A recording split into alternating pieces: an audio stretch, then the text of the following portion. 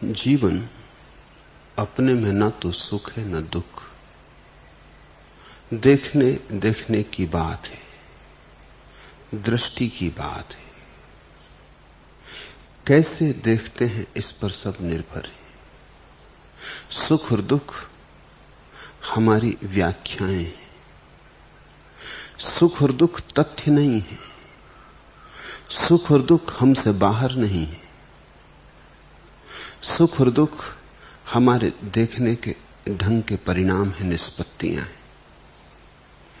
वही बात एक व्यक्ति को सुख हो सकती, वही बात दूसरे को दुख हो सकती, और उसी बात में कोई निरपेक्ष भी रह सकता, न सुख हो न दुख हो। और कभी ऐसा भी होगा कि जो बात तुम्हें आज सुख थी कल दुख हो गई, और जो आज दुख थी कल सुख हो गई। और कभी ऐसा भी होगा, ऐसे क्षण भी आएंगे जब तुम भी सुख और दुख के बाहर हो जाते हो, तटस्थ हो जाते हो। अगर कोई अपने जीवन का ठीक ठीक निरीक्षण करे, सम्यक निरीक्षण करे, तो इस सत्य को खोजने के लिए शास्त्रों में जाने की जरूरत नहीं। सुकरात का बड़ा प्रसिद्ध वचन है, अपरीक्षित जीवन जीने योग्य नहीं। ठीक ठीक सम्यक निरीक्षण करके ही कोई जीवन योग्य जीने को पाता है। सुकरात से किसी ने पूछा कि तुम एक संतुष्ट सुअर होना पसंद करोगे या एक असंतुष्ट सुकरात? तो सुकरात ने कहा, मैं असंतुष्ट सुकरात होना पसंद करूंगा, संतुष्ट सुअर होना नहीं। क्यों पूछा पूछने वाले ने? क्योंकि आदमी संतोष के लिए ही तो सब करता है। सुकरात ने कहा कि असंतुष्ट सुकरात एक दिन संतोष पालेगा, और ऐसा संतोष फिर जिसे छीना नहीं जा सकता। संतुष्ट सुअर तो नाम मात्र को ही संतुष्ट है, अभी उसने असंतोष ही नहीं जाना। असंतोष के पार होना भी कैसे जानेगा? जीवन का ठीक ठीक निरीक्षण हो तो हम सुख और दुख दोनों के पार हो जाते, क्योंकि एक सत्य रोज रोज साफ होने लगता है, हमारी व्याख्या है। अगर हमारी ही व्याख्या है तो हम मुक्त हो गए। सारे धर्मों का अगर सार सूत्र पकड़ना हो तो इस बात में पकड़ लेना कि जीवन में जो भी हम अनुभव करते हैं वो हमारी व्याख्या है। इसलिए हम जब चाहें तब स्वतंत्र हो सकते हैं, क्योंकि अपनी व्याख्या बदलना अपने हाथ में है। अगर जीवन में सुख दुख हमसे बाहर होते तो बंधन हमसे बाहर होता। समझो, ऐसा नहीं है कि किसी ने तुम्हें कारागृह में डाल दिया है।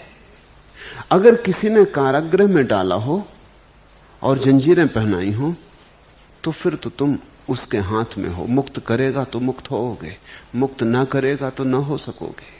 और किसी तरह मुक्त हो भी गए तो फिर भी पकड़े जा सकते हो, फिर दोबारा पकड़े जा सकते हो। तो तुम्हारी मुक्ति कोई बहुत गहरी मुक्ति नहीं हो सकती। जब अमुक्ति दूसरे पर निर्भर है तो मुक्ति भी दूसरे पर निर्भर रहेगी, और ये तो भारी परतंत्रता हो गई।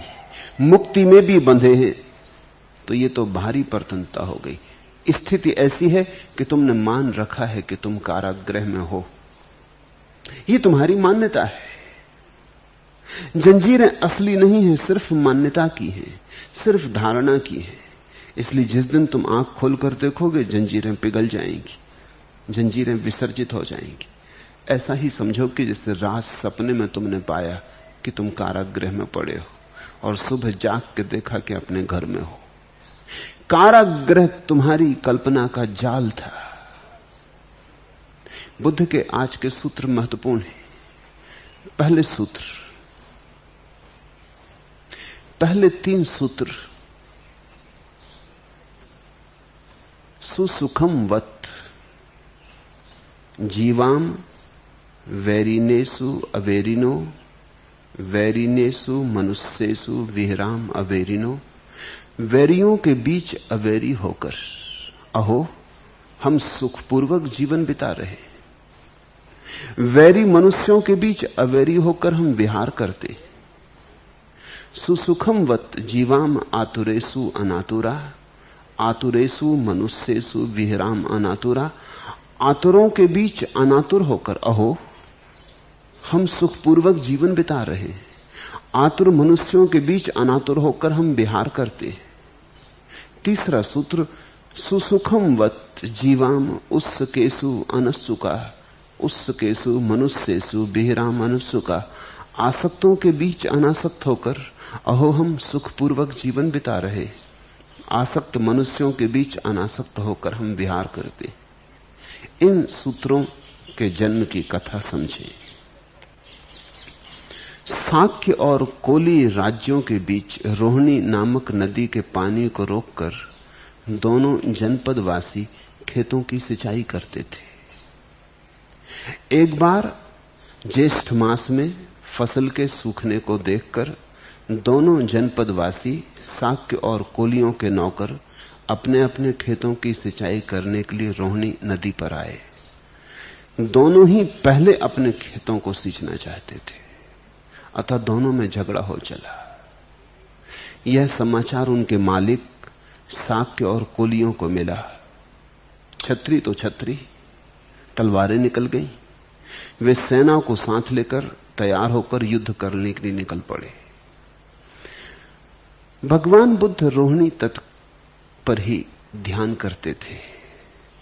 उन्हें यह खबर मिली, वे आकर युद्ध को तत्पर दोनों सेनाओं के मध्य में खड़े हो गए। साक्य और कोलियों ने भगवान को देखकर हथियार फेंक वंदना की। भगवान ने कहा, महाराज यह कैसा झगड़ा है? किस बात के लिए झगड़ा है? दोनों राज्यों के राजाओं ने कहा, बनते कारण हम नहीं जानते। भगवान ने पूछा, फिर कारण कौन जानता है? अकारण तलवारें निकाल ली हैं, कारण भी न पूछा, कारण तो खोज लेते। उन्होंने कहा, शायद सेनापतियों को पता हो।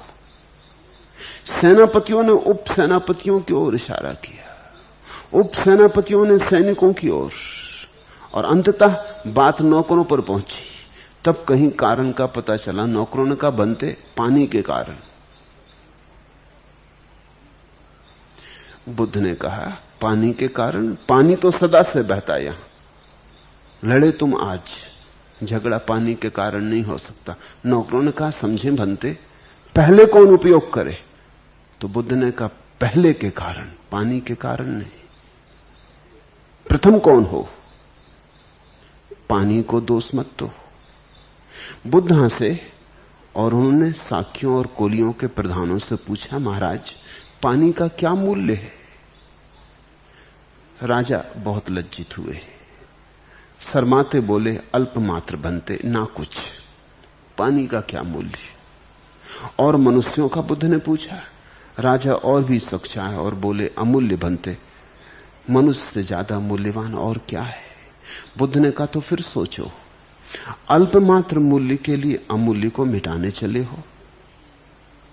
पानी के लिए खून बहाने चले हो? और नदी ऐसी ही बहती रहेगी, तुम गिरोगे, कटोगे, मरोगे, और नदी ऐसी बहती रहे, ऐसी ही बहती रहेगी, और नदी को पता भी ना चलेगा। असार के लिए सार को गंवाते हो, कंकड़ पत्थरों के लिए हीरे जवाहरात फेंकने चले हो।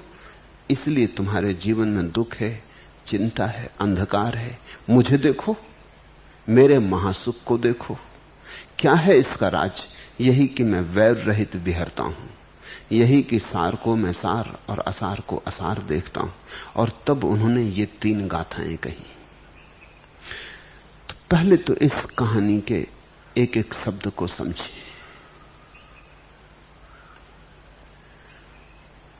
शास्त्रों में जो बोध कथाएं हैं वो ऐसे ही पढ़ लेने के लिए नहीं है, उनके शब्द शब्द में अर्थ है, और परत परत अर्थ है। एक परत उघाड़ोगे तो दूसरा परत अर्थ मिलेगा, और जितने गहरे जाओगे कथा में उतने ही चौंकोगे कि तो सीढ़ी दर सीढ़ी उतरते जा सकते हो। पहली बात, झगड़ा हुआ नदी के तट पर नौकरों में। झगड़ा हुआ नौकरों में और मालिक खींचे चले आए। तो नौकर मालिक मालूम होते हैं और मालिक नौकर मालूम होते हैं। ये पहली बात ख्याल में लेने जैसी है, और ये मनुष्य के संबंध में बड़ी गहरी बात है। कहानी में शायद तुम्हें सीधी साफ हो भी ना सके, क्योंकि ये कहानियां ध्यान के विषय हैं। इन कहानियों पर खूब ध्यान कोई करे तो इनकी परतें उघड़ती हैं। पहली परत, आंखें, हाथ, नाक, कान, नौकर है, और मालिक इनके पीछे खिंचा हुआ चला आता है। आंख ने कह दिया सौंदर्य है और तुम चले दीवाने हुए, और तुम्हें पता भी नहीं है कि सौंदर्य है या नहीं। आंख ने कह दिया, आंख पे भरोसा कर लिया। कान ने कह दिया और कान पे भरोसा कर लिया। स्वाद ने कह दिया और स्वाद पे भरोसा कर लिया। ऐसे नौकर चाकरों के बस में मालिक घिसटता है। और जिस दिन तुमसे कोई पूछेगा गहरे में कि ऐसा तुमने क्यों किया, तुम कहोगे कारण पता नहीं। तुमने देखा नहीं, कोई आदमी किसी के प्रेम में पड़ जाए, पूछो उससे क्यों, वो कंधे पिचकाता है। वो कहता है क्यों का तो कुछ पता नहीं। एक आदमी धन के पीछे पागल होकर दौड़ रहा है, पूछो क्यों, शायद वो कहे चूंकि सब लोग दौड़ रहे हैं, सारी दुनिया दौड़ रही इसलिए, और भी दौड़ रहे हैं इसलिए। एक आदमी पद के लिए पागल है, पूछो क्यों, शायद साफ उसे हो ही ना। इंद्रियों ने कुछ खबरें दी, इंद्रियों की खबरों को मान के भीतर का मालिक चल पड़ा है। तो साक्य और कोलियों के राज्य के बीच रोहिणी नामक नदी के पानी को रोककर दोनों जनपदवासी खेतों की सिंचाई करते थे। दूसरी बात, यहां हम सब एक ही जीवन को भोग रहे हैं, इसलिए झगड़ा तो प्रतिपल हो सकता है, क्योंकि हर एक के बीच वही नदी बह रही है। उसी से जल मुझे लेना, उसी से जल तुम्हें लेना, जीवन एक है। तो हम सब पड़ोसी हैं। जीसस का बहुत प्रसिद्ध वचन है, अपने पड़ोसी को ऐसा ही प्रेम करो जैसा अपने को। और एक दूसरा वचन है कि अपने दुश्मन को ऐसा ही प्रेम करो जैसा अपने को। संत अगस्तीन से किसी ने पूछा कि दोनों वचन एक से लगते फिर भी बड़े भिन्न हैं। एक तरफ जीसस कहते हैं अपने पड़ोसी को ऐसा प्रेम करो जैसा अपने को, और एक तरफ कहते हैं दुश्मन को ऐसा प्रेम करो जैसा अपने को। तो अगस्तीन ने कहा, जहां तक मैं समझता हूं, दुश्मन और पड़ोसी दोनों एक ही के नाम हैं। जो पड़ोसी है वही तो दुश्मन है। तुमने ख्याल किया, तुम्हारा दुश्मन है कौन? तुम्हारा पड़ोसी। जो दूर है उससे तो दुश्मनी नहीं होती, जो पड़ोस में है उससे दुश्मनी होती, क्योंकि एक ही जीवन की नदी, उस पर दोनों दावेदार। छोटी छोटी बात पे झगड़ा हो जाता है। बातें ही क्या हैं? झगड़े के लिए कारण भी कहां है? झगड़े योग्य कारण कहां है? तुम लड़े किन छोटी छोटी बातों पर हो। कभी किसी ने आधा फुट जमीन दबा ली, झगड़ा हो गया।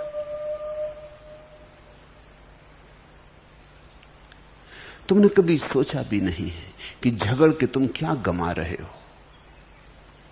और एक बात तो स्वीकार करने की ही है कि यह जीवन हमारा साझी का जीवन है। हम सब एक ही जीवन जी रहे हैं।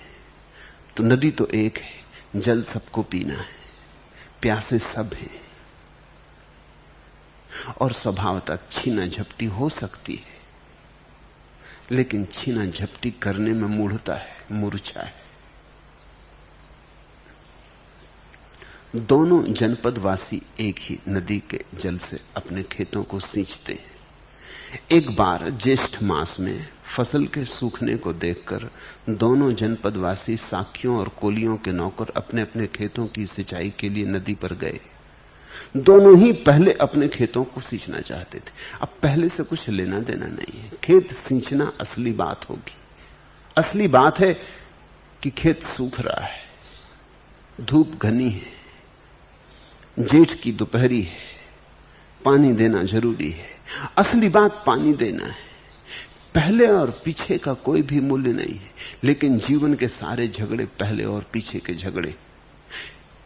इतना हम भूल जाते हैं पहले पीछे में कि खेत में तो एक तरफ पड़े रह गए। जब झगड़े ही शुरू हो गया तो नदी से किसी ने भी पानी नहीं दिया, खेत प्यासे के प्यासे खड़े, खेत रोते के रोते खड़े, यहां दूसरी ही बात चल पड़ी।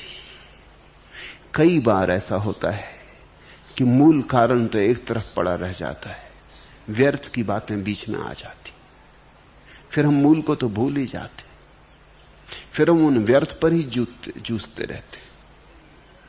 पहले और पीछे का सारा झगड़ा है, सारी प्रतियोगिता इस बात की है कि कौन पहले।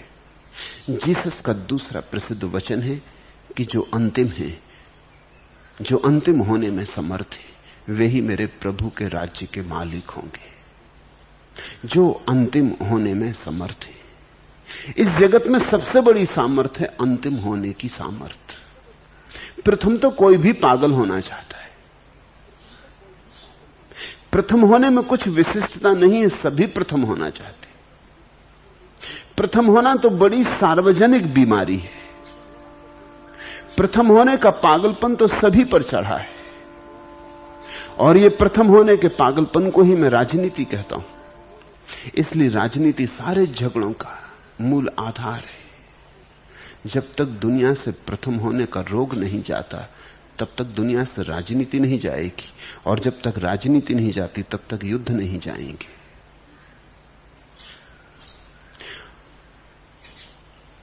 तब तक हिंसा नहीं जाएगी। लाख समझाओ अहिंसा, इससे कुछ भी ना होगा।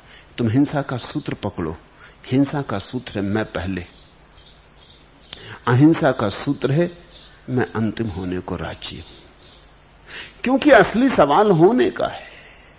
आखिर में खड़ा हो जाऊंगा, सबसे पीछे खड़ा हो जाऊंगा, वहां खड़ा हो जाऊंगा जिस जगह से कोई धक्का देने को आए ही नहीं। पहले का झगड़ा था, और जब पहले का झगड़ा हो तो पानी भी गौण हो गया, खेत भी गौण हो गए। खेत और पानी तो छोड़ो, जिनके लिए खेत की सिंचाई की जा रही थी वे मनुष्य भी गौण हो गए। जिनके लिए भोजन जुटाने के लिए खेत खड़े थे वे मनुष्य भी गौण हो गए। झगड़ा हो चला। क्या है झगड़ा सारी दुनिया में? रूस का अमेरिका का झगड़ा क्या होगा? भारत पाकिस्तान का झगड़ा क्या होगा?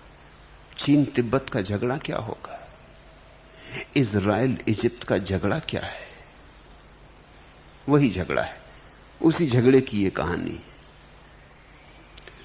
और जब इक्का दुक्का आदमी पागल होता है तब तो हम पहचान लेते हैं। जब भीड़ पागल होती तो पहचानना बहुत मुश्किल हो जाता है। जब समूह के समूह पागल हो जाते हैं तो पहचानना बहुत मुश्किल हो जाता है। मनोवैज्ञानिक कहते हैं जब तभी देखते व्यक्तियों में हम पागल, पर समूह का तो पागलपन नित्य धर्म है। कभी कभी कोई आदमी पागल होता है, लेकिन समूह तो सदा से पागल रहे। हिंदू धर्म पर खतरा है और हिंदू पागल, इस्लाम पे खतरा है और इस्लाम को मानने वाले पागल। देर नहीं लगती पागल होने में। आदमी निजी रूप से तो पागल कभी कभी होता है, लेकिन सामूहिक रूप से तो पागल है ही। जब खबर पहुंची होगी मालिकों तक, राजाओं तक, कि नौकरों में झगड़ा हो गया, कि उनके नौकरों ने हमारे नौकरों को मार दिया, कि हमारे नौकरों को पछाड़ दिया, ऐसी अफवाहें पहुंची होंगी। सत्य तो पहुंच नहीं सकता। पागलों के हाथ में सत्य के पहुंचने का तो कोई उपाय नहीं है। कुछ का कुछ हो जाता है। एक मुंह से दूसरे मुंह गया कि बदल जाता है। एक स्त्री एक झगड़े का वर्णन अपनी पड़ोसन को कर रही थी। पड़ोसन ने बड़ी उत्सुकता से सुना। झगड़ों में हमें रस है, बड़ा रस लेके सुना। बेटा उसका रो रहा है, परेशान हो रहा है, मगर उसने फिक्र छोड़ दी, झगड़े की बात पहले सुनी। जब पूरी बात हो गई तो उसने कहा और भी कहो, थोड़ा और विस्तार से कहो। सुनाने वाली स्त्री ने कहा कि जितना मैंने देखा उससे दुगना तो मैं बता ही चुकी, अब और क्या विस्तार। बात बढ़ चढ़ के पहुंची होगी, खूब बढ़ चढ़ के पहुंची होगी कि मारकाट हो गई, कि खून बह गया, कि बड़ा अपमान हो गया।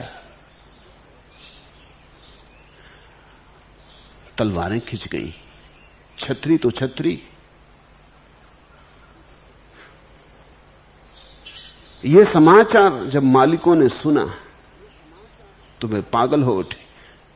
सेनाएं तैयार हो गई, युद्ध के बैंड बज गए, नदी के दोनों तट पर सेनाएं खड़ी हो गई। भगवान ने यह खबर सुनी, वे पास ही एक वृक्ष के नीचे बैठे ये सब देख रहे हैं, ये जो हो रहा है। यहां जिसे देखना हो इस जगत का खेल, उसे बैठ के ही देखना पड़ता है। अगर तुम इसमें सम्मिलित हुए तो देख नहीं सकते। सम्मिलित होने वाला तो अंधा हो जाता, सम्मिलित होने वाले की आंखें तो धुंधली हो जाती, क्योंकि सम्मिलित होने वाला पक्षपात से भर जाता है। निष्पक्ष बैठे थे, दोनों तरफ उनके प्रेमी थे, दोनों तरफ उनको मानने वाले थे, दोनों राज्यों में उनके प्रति लगाव था, वे सबके थे। तो कोई पक्ष शाक्य मुनि, शाक्य सम्मिलित थे इस झगड़े में। एक पक्ष शाक्यों का था, दूसरा कोलियों का था। अगर बुद्ध ने ऐसा देखा होता कि मैं शाक्य, तो फिर न देख पाते, तो जो देखते वो गड़बड़ हो जाता। अगर तुमने देखा मैं हिंदू, तो तुम जो देखोगे वो चूक हो जाएगी। तुमने देखा मैं मुसलमान, तुम जो देखोगे चूक जाओगे। तुमने देखा मैं भारतवासी, तो तुम्हारी आंख फिर सच्ची आंख नहीं रह जाएगी। आंख तो उसी के पास होती जिसके पास कोई पक्षपात नहीं। बैठे होंगे वृक्ष के नीचे शांत, ना कुछ, शून्यवत, जैसे दर्पण होता। ये सब देखा, ये सब मूढ़ता दिखाई पड़ी। जब भी तुम शांत होकर देखोगे तुम्हें मूढ़ता दिखाई पड़ेगी, चारों तरफ मूढ़ता दिखाई पड़ेगी। तुम चकित हो उठोगे कि ये क्या हो रहा है। लेकिन जब तक नौकर लड़ते थे तब तक ठीक था। जब देखा कि अब तो मालिक भी आ गए, तलवारें खिंच गई, मारकाट होने की तैयारी हो गई, तो बुद्ध उठे, बीच में आके खड़े हो गए। शाक्य और कोलियों ने भगवान को देखकर हथियार फेंक वंदना की। ऐसी इस देश की परंपरा है कि जब बुद्ध जैसा व्यक्ति खड़ा हो जाए तो क्षण भर को ही सही हम अपना पागलपन छोड़ते हैं। क्षण भर को ही छोड़ते हैं, ज्यादा देर हम छोड़ नहीं सकते, क्योंकि पागलपन हमारे खून में मिला है। लेकिन इस देश की परंपरा है, अगर ऐसा बुद्ध ने किसी और देश में किया होता तो खुद भी कट जाते। वो तलवारें गिरने वाली नहीं थी। इस देश के संस्कार, बुद्धों के साथ इस देश का लगाव, बुद्धों के साथ इस देश का सत्संग पुराना है, वो भी हमारे खून में सम्मिलित हो गया है। भला हम कितने ही पागल हों, लेकिन कभी कभी एक क्षण को किरण उतरती है। बुद्ध को बीच में खड़ा देखकर वो भी भूल गए कि क्या कर रहे हैं। और जब बुद्ध को प्रणाम करने हो तो शस्त्र तो फेंक देने होते। शस्त्रों से भरे हाथ तो प्रणाम करने वाले हाथ नहीं हो सकते, क्योंकि जहां हिंसा है वहां तो प्रणाम नहीं हो सकता। जहां हिंसा है वहां तो बुद्ध पुरुषों के चरणों में झुकने का कोई अर्थ ही नहीं होता, क्योंकि हिंसा तो झुकना जानती ही नहीं, सिर्फ अहिंसा झुकना जानती है। इसलिए जो समर्पित है अहिंसक हो जाएगा, जो अहिंसक है समर्पित हो जाएगा। एक क्षण को बिजली की तरह कौंध गई। बुद्ध को बीच में देख के दोनों ने तलवारें फेंक दी। बुद्ध ने पूछा, महाराज ये कैसा झगड़ा है, किस बात के लिए झगड़ा है? बुद्ध देख रहे हैं कि बात ना कुछ है, बात तो सदा ही ना कुछ है। तुम अपने जीवन में ही देखना कि झगड़ा क्या है। कभी कभी मेरे पास आ जाते हैं, पति पत्नी आ जाते हैं कि बहुत झगड़ा हो गया, अलग होना चाहते। मैं उनसे पूछता हूं जरा कारण भी बताओ, तो वो दोनों सक जाते हैं, कारण कोई बताना नहीं चाहता। वो कहते हैं कारण का क्या है, कारण तो कुछ खास नहीं। जब मैं जिद करता हूं कारण बताओ, तो वो बड़े हैरान होते हैं, क्योंकि आप जिद क्यों कर रहे हैं कारण की? कारण तो कुछ भी नहीं, कारण बहुत छोटा हो सकता है। अगर तुम अपने जीवन के उपद्रवों के कारण की खोज में जाओगे तो आखिर में तुम सदा ऐसी ही कोई क्षुद्र बात पाओगे। लेकिन क्षुद्र को तूल मिल जाता है। मैंने सुना है अमेरिका की एक अभिनेत्री ने विवाह किया, वो उसका 10वां विवाह था, और जब चर्च में उन दोनों ने रजिस्टर में दस्तखत किए तो दस्तखत करते ही उसने चर्च के पादरी से कहा कि नहीं, मुझे तलाक चाहिए। अभी शादी के ही दस्तखत हुए थे, अभी हस्ताक्षर हुए ही थे। पादरी भी चौंका, उसने कहा कि तलाक मैंने भी बहुत देखे मगर ये तो बहुत जल्दी हो गई, अभी दस्तखत की स्याही भी नहीं सूखी है, इतनी जल्दी तलाक का कारण क्या? मैं मौजूद हूं, अभी कोई तुम में झगड़ा भी नहीं हुआ। उसने कहा कि झगड़ा हो गया, इस आदमी ने दस्तखत मुझसे बड़े किए, ये झंझट की बात। इतने बड़े बड़े अक्षर में दस्तखत किए, ये कुछ दिखाना चाहता अपना रोब। ये बात ही गलत शुरू हो गई, इसमें मैं जाना नहीं चाहती, इस झंझट में मैं पढ़ना नहीं चाहती। ऐसी छोटी बात पर झगड़ा हो सकता है कि किसी ने दस्तखत जरा बड़े कर दी। तुम जरा जीवन का निरीक्षण करना। बुद्ध बैठे देख रहे थे कि बात कुछ बात जैसी नहीं है, बतंगड़ है, बात नहीं है। पूछा, महाराज ये कैसा झगड़ा है और किस बात के लिए झगड़ा है? दोनों राज्यों के राजाओं ने कहा, बनते कारण हम नहीं जानते। कारण तो यहां किसी को भी पता नहीं कि झगड़े क्यों हो रहे हैं। आदमी झगड़ना चाहता है तो कारण खोज लेता है, कारणों से थोड़ी झगड़ रहा है। झगड़े के लिए कारण ईजाद करता है, फिर कहता है कारण है इसलिए झगड़ा कर रहा हूं। लेकिन तुम कभी खोजना अपने ही भीतर, तुम जब झगड़े करने की वृत्ति में होते हो तब तुम कोई भी कारण खोज लेते हो, कोई भी कारण। घर आए और सब्जी में नमक कम है, बस पर्याप्त कारण है कि तुमने थाली फेंक दी। हालांकि इतनी सी बात से थाली फेंकने का कोई अर्थ न था कि चाय ठंडी हो गई है, कि सुबह तुम्हें तुम्हारे जूते बिस्तर के पास नहीं मिले। कोई भी छोटी बात। लेकिन अगर तुम झगड़ा करने को आतुर हो तो पर्याप्त है। सच तो यह है कि अगर तुम्हारी झगड़े की आतुरता न होती तो शायद बात तुम्हें दिखाई भी न पड़ती।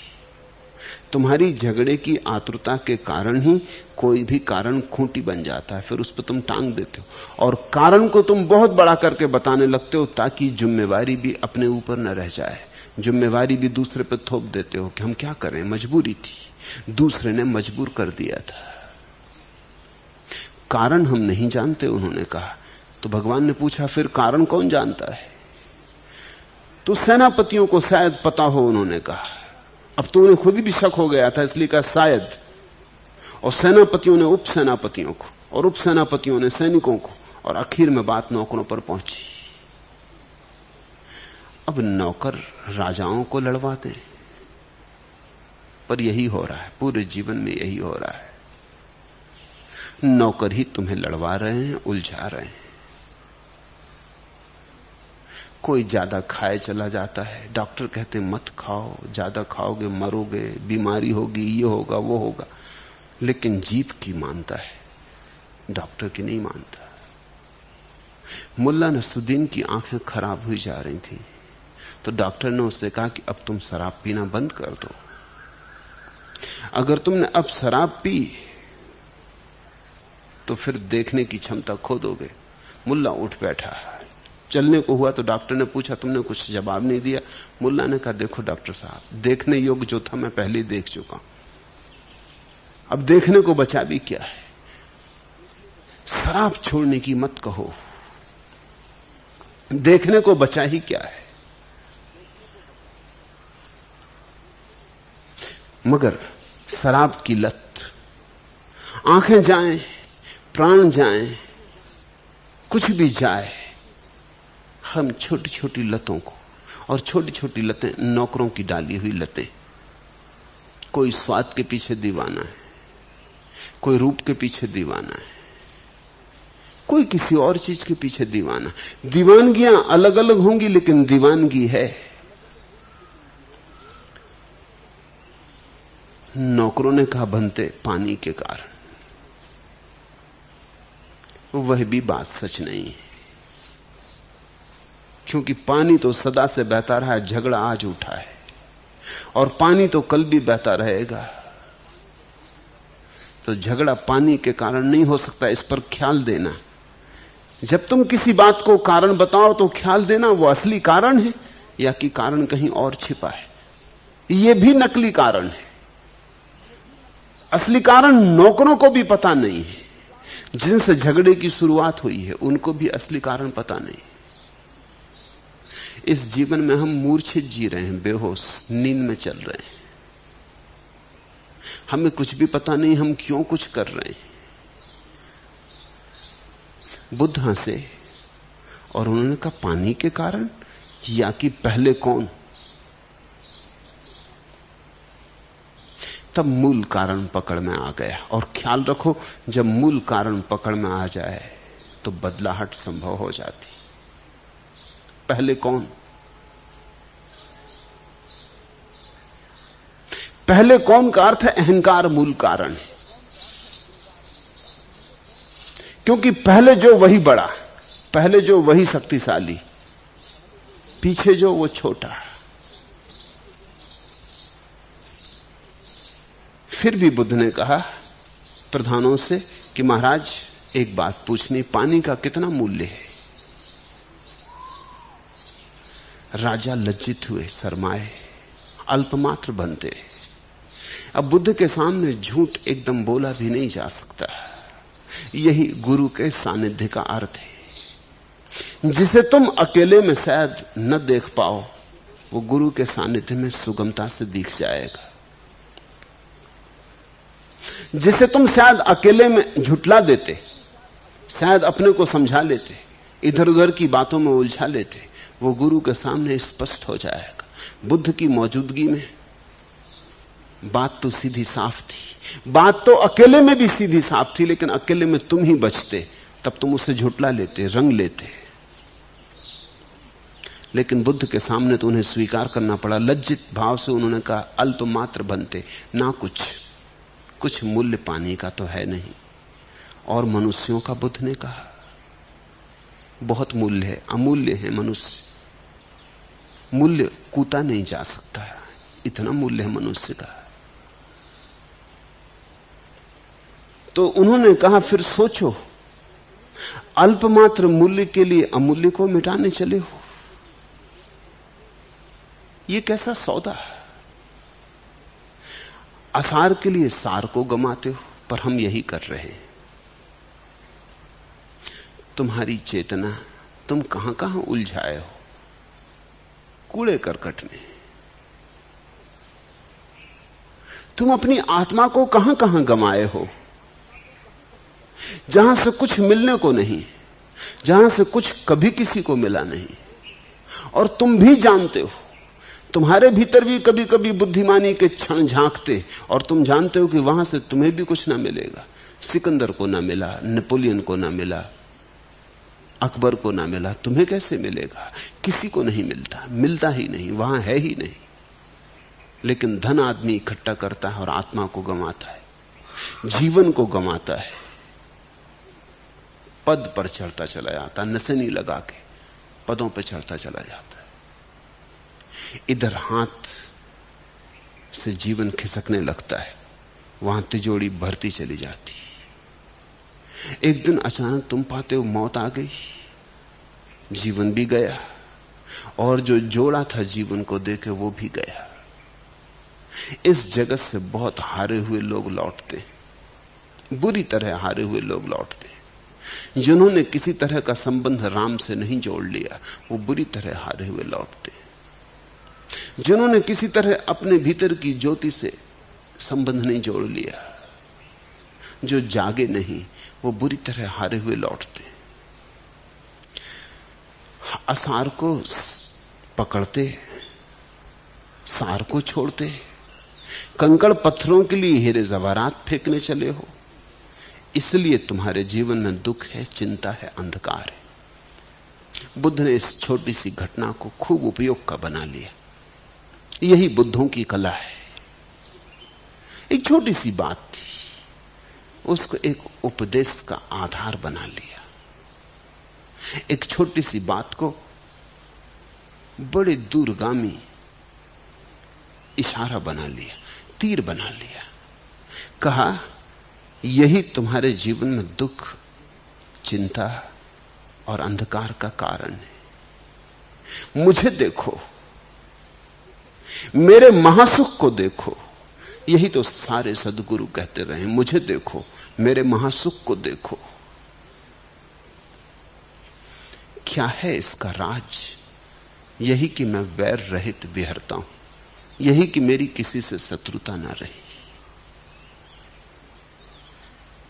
यही कि मैं सार को सार और असार को असार देखता हूं। इसलिए कोई चिंता ना रही, कोई पीड़ा ना रही, कोई झगड़ा ना रहा, कोई वैमनस्य ना रहा। इस बात को एक और गहरे तल पर देखना है। जब बुद्ध कहते हैं कि मैं वैर रहित विहरता हूं, तो तुम्हारे मन में इतना ही ख्याल आएगा कि वो किसी से शत्रुता नहीं रखते। इसके एक भीतर और छिपा हुआ ख्याल है, वो शत्रुता ही नहीं रखते। दूसरे की तो बात ही छोड़ दो, अपने भीतर भी अपने से भी किसी तरह की शत्रुता नहीं रखते। अक्सर ऐसा होता है कि तुम अपने से तो शत्रुता रखते रहते हो, दूसरों से छोड़ देते हो। जैसे एक आदमी सब छोड़ देता है, वो कहता है मेरी किसी से कोई शत्रुता नहीं, अब किसी से मुकदमा न लड़ूंगा, लेकिन अपने से लड़ाई जारी रखता है। अभी क्रोध है, इससे लड़ना है। अभी मोह है, इससे लड़ना है। अभी लोभ है, इससे लड़ना है। अभी अहंकार है, इससे लड़ना है। तो शत्रुता तो जारी है, दुश्मन बदल गए। बुद्ध ये नहीं कहते हैं कि मेरे बाहर दुश्मन नहीं है, बुद्ध कहते हैं मैं वैर रहित विहरता हूं। इस बात को समझना, मैं निर्वैर हो गया हूं। दूसरों से तो बैर गिर ही गया, अपने से भी गिर गया, वैर ही गिर गया। ऐसी जो निर्वैर दशा है वही महासुख की दशा है। पहले तो दूसरों से वैर छोड़ना है, ठीक है, मगर यह मत सोचना कि दूसरों से वैर छोड़ के वैर अपने से कर लेना। एक आदमी दूसरे को भूखा मारने में मजा लेता है और एक आदमी उपवास करने में मजा लेने लगता है। इन दोनों में बहुत भेद नहीं है। जो दूसरे को भूखा मार के सता रहा है उसका मजा, और जो अपने को भूखा मार के सता रहा है उसके मजे में कुछ बहुत फर्क नहीं है। थोड़ा सा फर्क है, वो फर्क बहुत खतरनाक भी है। वो फर्क इतना ही है कि दूसरा तो भाग भी सकता था, दूसरा तो लड़ भी सकता था, दूसरा तो कोई उपाय भी खोज लेता बचने का, लेकिन तुम तो बिल्कुल निरीह हो गए। तुम ही अपने को भूखा मार रहे हो, तो कैसे बचोगे? किससे बचोगे? कहां जाओगे बचकर? तो तुमने तो बड़ा असहाय शत्रु चुन लिया। एक आदमी दूसरों को पीड़ा देने में रस लेता है। मनोवैज्ञानिक पागलों की दो कोटियां करते हैं, एक को वे कहते हैं सैडिस्ट और एक को कहते हैं मैसोचिस्ट। एक को वो कहते हैं स्व दुखवादी, वो खुद ही को सताता है, मैसोचिस्ट, और एक को वो कहते हैं पर दुखवादी, वो दूसरे को सताता है, सैडिस्ट। तुम जिनको साधु संत कहते हो उनमें से अधिक 99% तो मैसोचिस्ट है। वो वस्तुतः साधु सन्यासी नहीं है। साधु सन्यासी तो कहेगा देखो मेरे महासुख को देखो। साधु सन्यासी का तो सारा वैर गिर गया, दूसरे से तो गिरा ही गिरा, अपने से भी गिर गया, वैर बचा ही नहीं। निर्वैर भाव की दशा सन्यास है। तब उन्होंने ये 3 गाथाएं कही, वैरियों के बीच अवैरी होकर। अहो हम सुखपूर्वक जीवन बिता रहे। देखना इन सूत्रों की वाक्य रचना भी स्पष्ट करती है जो मैं कह रहा हूं। पहले बुद्ध कहते हैं वैरियों के बीच अवैरी होकर, अहो हम सुखपूर्वक जीवन बिता रहे हैं। फिर कहते हैं वैरी मनुष्यों के बीच अवैरी होकर हम विहार करते। इसलिए बुद्ध ये कह रहे हैं कि जब तक तुम अपने भीतर अवैर को उपलब्ध नहीं हुए तब तक तुम बाहर भी अवैर को उपलब्ध नहीं हो सकते। अगर भीतर वैर बचा है किसी के भी प्रति, अपने ही प्रति सही, तो भी तुम वैर भाव से जी रहे हो। इसलिए दोबारा बात कही, सुसुखम वत। देखो अहो हम कैसे सुख में जी रहे हैं। जीवाम वैरुनेसी अवैरिनो, वैरियों के बीच अवैरी होकर। कौन वैरी? जिनको तुम काम कहते, लोभ कहते, मोह कहते, मद मत्सर कहते, जिनको शास्त्र तुम्हारे वैरी कहते हैं, भीतर के शत्रु।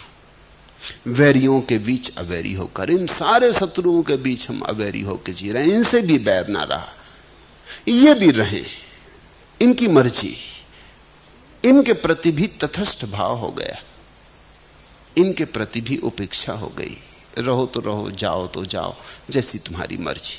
और तुम हैरान होगे, जिस क्षण ऐसी दशा आती है उपेक्षा की, उसी क्षण ये वैरी चले जाते, फिर ये क्षण भर भी नहीं रुकते, क्योंकि तुम्हारी उपेक्षा में तो ये बच ही नहीं सकते। तुम्हारी उपेक्षा की अग्नि इन्हें जला के भस्म कर देती। हां, अगर तुमने रस लिया, पहले रस लिया था काम वासना को फैलाने में, फिर रस लिया काम वासना को दबाने में, तो ये वैरी बने रहेंगे, ये जाएंगे नहीं। तुम्हारा रस कायम, दुश्मनी बन गई। अब पहले मैत्री थी, लेकिन संबंध कायम। मित्रता का संबंध होता है, शत्रुता का संबंध होता है। तुमने कभी ख्याल किया, तुम्हारा शत्रु मर जाता तो भी कुछ कुछ खाली हो जाता भीतर, जैसे अपना कोई मर गया, अब इसके बिना क्या करेंगे। मैं एक आदमी को जानता हूं, उनका मुकदमा एक पड़ोसी से कोई 40 साल से बस मुकदमेबाजी चलती थी। उनका सारा काम ही अदालत, रसी अदालत। पुराने मालगुजार थे, पैसे की कोई तकलीफ न थी। अगर एक बात में हारे तो दूसरा मुकदमा। कोई 10-15 मुकदमे वो पड़ोसी पे चलाते थे। वो पड़ोसी भी वैसे जिद्दी था, वो भी मुकदमे पर मुकदमे चलाया जाता। फिर पड़ोसी मर गया, हार्ट अटैक से मर गया। तो मैं उस पड़ोसी के घर भी बैठने गया, और उसके बाद में उनके जन्मजात शत्रु के घर भी मिलने गया। तो वो कहने लगे, आप वो मर गए तो मेरे घर क्यों आए? मैंने कहा, मैं ये देखने आया कि आपकी क्या दशा है, क्योंकि अब आप क्या करोगे। वो बहुत चौंके। वो कहने लगी, ये तो बात बड़ी पते की कही, चिंतित तो मैं भी हूं। इसकी वजह से तो 40 साल मजे में बीते, अब वो सब मजा खत्म हुआ। यही तो हमारा रस था, ये दांव पे दांव लगाना। वो भी एक कारीगर था, कहने लगे। उसने भी हमें काफी पछाड़ा, ऐसा नहीं कि हम ही जीतते थे, वो भी काफी जीतता था। उसके बिना जरूर हम उदास तो हुए, उसके बिना कुछ खाली तो हो गया। और 6 महीने बाद वो सज्जन भी मर गए। तो मुझे कुछ ऐसा लगा कि अगर उनका पड़ोसी जिंदा रहता तो वो कुछ देर और जिंदा रहते। पड़ोसी मर गया तो अब रहने में कोई उनका अर्थ ही ना रहा। एक ही तो प्रयोजन था, एक ही लक्ष्य था। 40 साल उसी पर उन्होंने दांव पर लगाए थे, वो आदमी ही चला गया, तब रहने का क्या मतलब है। तुम ख्याल रखना, तुम मित्रों में ही तो नियोजन नहीं करते अपनी ऊर्जा का, अपने शत्रुओं में भी करते हो। तुम्हारे मित्र मरेंगे तो तुम निश्चित कुछ खोओगे, तुम्हारे शत्रु मरेंगे तो भी तुम कुछ खोओगे। दोनों से संबंध बन जाता है। वैरियों के बीच अवैरी होकर, संबंध ही न बनाने का नाम अवैर है। अब यहां थोड़ा फर्क ख्याल लेना। यहां जीसस की और बुद्ध की शिक्षाओं में थोड़ा फर्क है। जीसस और महावीर की शिक्षाओं में भी वही फर्क है। जीसस कहते हैं शत्रु को प्रेम करो, बुद्ध और महावीर कहते हैं शत्रु से शत्रुता ना रखो। बस प्रेम की बात नहीं उठाते, क्योंकि प्रेम तो फिर संबंध हो गया। एक संबंध था घृणा का, उसे बदल के तुमने प्रेम का बना लिया, लेकिन संबंध तो जारी रहा। बुद्ध और महावीर दोनों की आकांक्षा है तुम असंग हो जाओ, असंबंधित हो जाओ। यह शिक्षा प्रेम की शिक्षा से भी ऊपर जाती है, क्योंकि जिससे प्रेम है उससे कभी भी घृणा बन सकती, और जिससे घृणा है उससे कभी भी प्रेम बन सकता है। वो एक ही सिक्के के दो पहलू हैं। तुम असंबंधित हो जाओ, असंग हो जाओ, निसंग हो जाओ, कोई संबंध ना रह जाए। इस दशा का नाम अवैर है। इसको बुद्ध मैत्री कह सकते थे, लेकिन मैत्री उन्होंने कहा नहीं। उन्होंने कहा वैरियों के बीच में अवैरी होकर। अहो, हम सुखपूर्वक जीवन बिता रहे हैं। बुद्ध वहां खड़े हैं उनके बीच, और वो कहते हैं जरा देखो मेरी तरफ, इस महासुख की वर्षा को देखो। हम सुखी हैं, महासुख उतरा है, और एक छोटी सी बात से उतरा है कि हमने अवैर साध लिया है। इतने से सूत्र से स्वर्ग उतर आया है। क्या आकाश उतर आया है दूबों के दरबार में। नीली भूमि हरी हो आई इस किरणों के ज्वार में। ऊंचाई यूं फिसल पड़ी है नीचाई के प्यार में। क्या आकाश उतर आया है दूबों के दरबार में। जैसे आकाश से वर्षा होती और दूब हरी हो आती। वर्षा हमें दिखाई पड़ती, दूब का हरा होना भी दिखाई पड़ता है। बुद्ध पुरुषों का हरा होना तो दिखाई पड़ता है, लेकिन जो अमृत की वर्षा उन पर हुई है वो हमें दिखाई नहीं पड़ती। मगर उनके हरियाली से ही तुम जान लेना कि वर्षा हुई है। कोई अदृश्य वर्षा है। उसी अदृश्य को वो कहते हैं सुसुखम वत। ये शब्द बड़ा अच्छा है। इसका अर्थ होता है सिर्फ सुखपूर्वक नहीं, सुसुखम वत।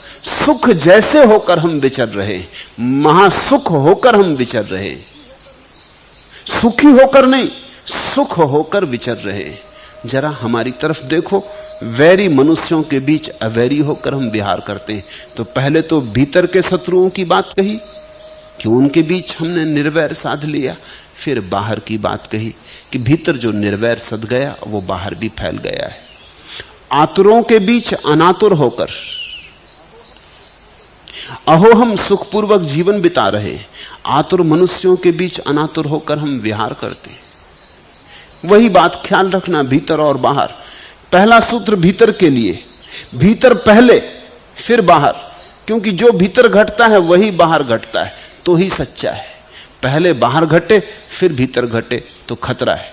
पाखंड भी हो सकता है, जबरदस्ती भी हो सकती है।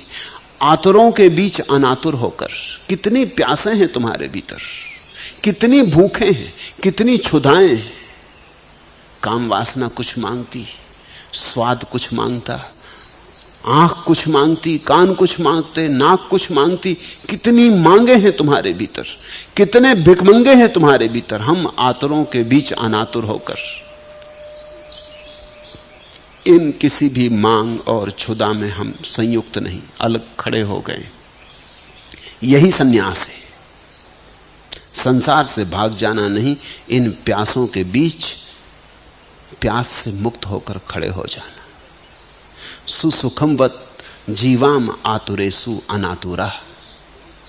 आतुरेसु मनुष्येसु विहराम अनातुरा। और आतुर मनुष्यों के बीच अनातुर होकर हम विहार करते। चारों तरफ आतुर मनुष्य, सावधान।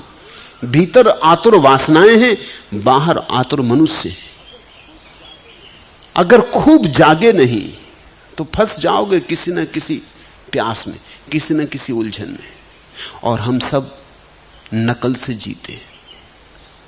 तुम्हारा पड़ोसी बड़ा मकान बना लिया तो तुम बड़ा मकान बनाने में लग जाते, फिर चाहे सब दांव पर क्यों ना लग जाए, फिर चाहे कोड़ी कोड़ी हालत खराब क्यों ना हो जाए, लेकिन पड़ोसी ने अगर कुछ कर दिया तो तुम्हें भी करके दिखाना। हम सब नकल से जीते। पड़ोसी ने एक तरह के कपड़े पहन लिए तो तुम्हें एक तरह के कपड़े पहनने, उसी तरह के कपड़े चाहिए, उससे बेहतर कपड़े चाहिए।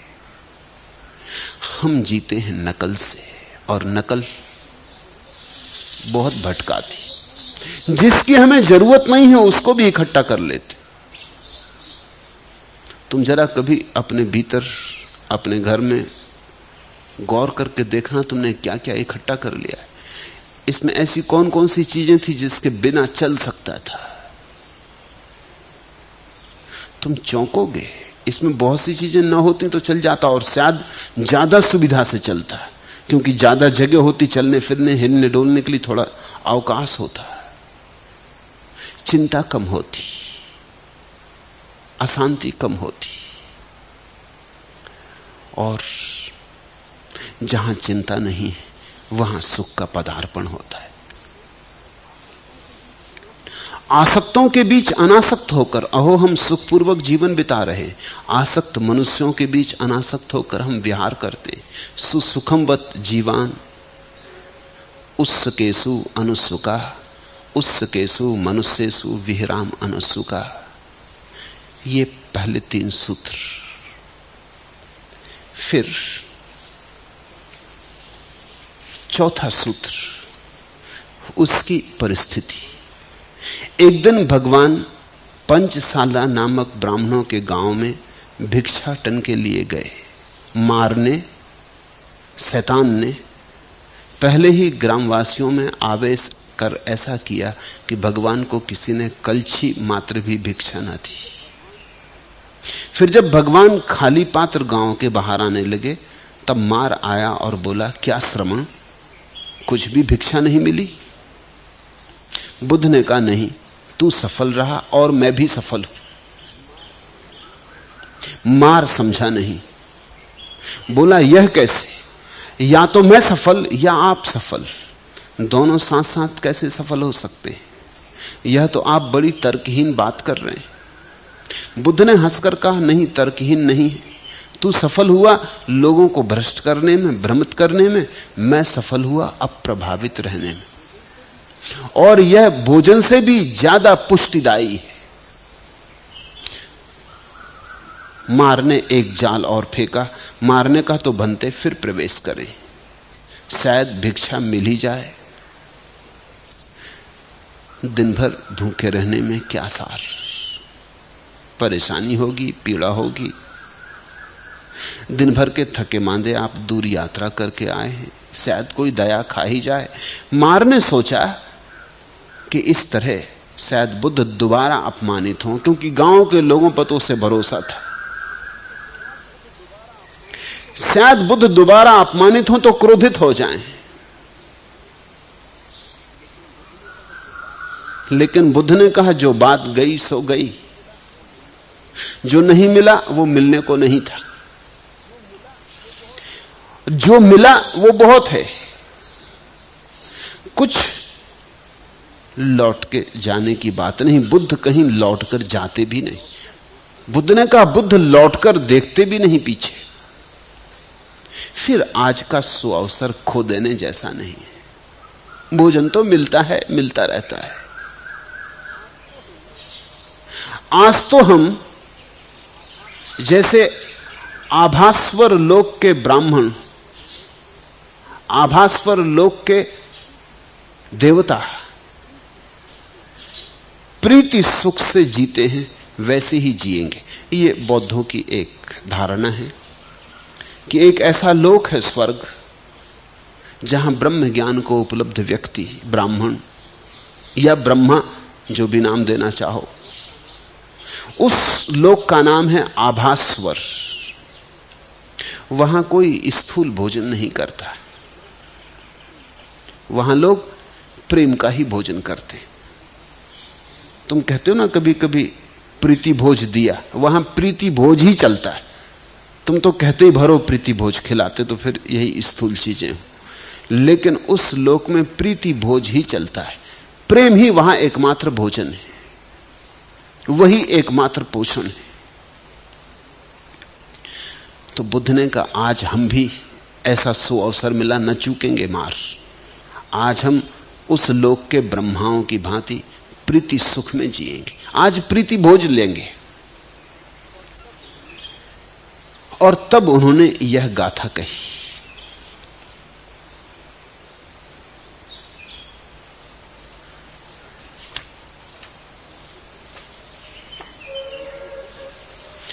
सुसुखम वत् जीवाम एसम नो नत्थि किंचनम पीति भक्खा भविष्याम देवा आभस्सरा यथा। जिनके पास कुछ भी नहीं है, अहो वे कैसा सुख में जीवन बिता रहे। आभास्वर के देवताओं की भांति हम भी आज प्रीति भोजी होंगे, प्रीति भक्खा, आज प्रीति को ही खाएंगे। इसके पहले कि इस छोटी सी कथा की गहराई में हम उतरे, एक बात समझ लेनी जरूरी है। आधुनिक मनोविज्ञान इस सत्य को पुनः खोजा है कि जब मां बच्चे को भोजन देती है तो सिर्फ भोजन ही नहीं देती, प्रीति भोज भी देती। एक तो स्थूल भोजन है जो उसके स्तन से बहता है, दूध, और एक उसका प्रेम है जो अदृश्य से बहता है। मनोवैज्ञानिक कहते हैं अगर बच्चे को सिर्फ दूध ही दिया जाए और मां प्रेम ना दे तो भी बच्चा सूखने लगता है। पूरा भोजन दिया जाए शारीरिक, लेकिन प्रेम ना दिया जाए, जैसे कोई नर्स बच्चे को दूध पिला दे, कोई दाई तुम घर में रख लो दूध पिला दे, तो बच्चे में वैसी प्रफुल्लता नहीं होती, वैसा उल्लास नहीं होता, वैसा जीवन नहीं होता, वैसे फूल नहीं खिलते।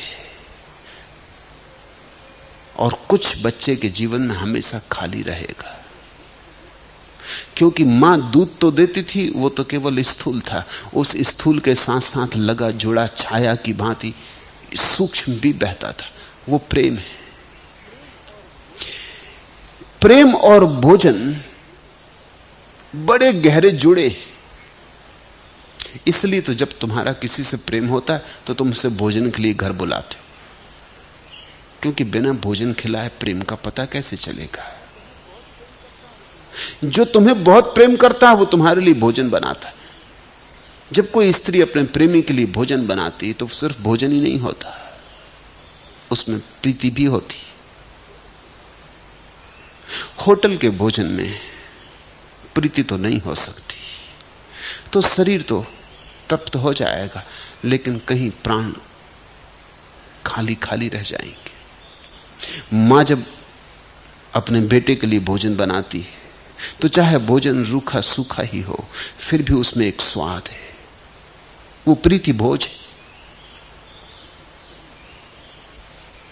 कहीं किसी ने कितना ही अच्छा भोजन खिलाया हो, लेकिन खिलाने का मन ना रहा हो, बेमन से खिलाया हो, तो पचेगा नहीं, पचा भी तो शरीर से गहरा न जाएगा। इस देश में तो हमने हजारों साल पहले इस बात का बोध कर लिया था कि प्रेम कहीं अनिवार्य रूप से भोजन का हिस्सा है, और इसलिए जहां प्रेम ना हो वहां भोजन स्वीकार न करना। अगर तुम्हारी पत्नी क्रोध में भोजन बना रही हो तो उस भोजन को स्वीकार मत करना। अगर तुम भोजन बना रहे हो क्रोध में तो मत बनाना, क्योंकि क्रोध में जब भोजन बनाया जाता है तो विषाक्त हो जाता है। आज परिणाम नहीं होगा, कल परिणाम होगा, कल नहीं होगा, परसों होगा, जहर इकट्ठा होगा।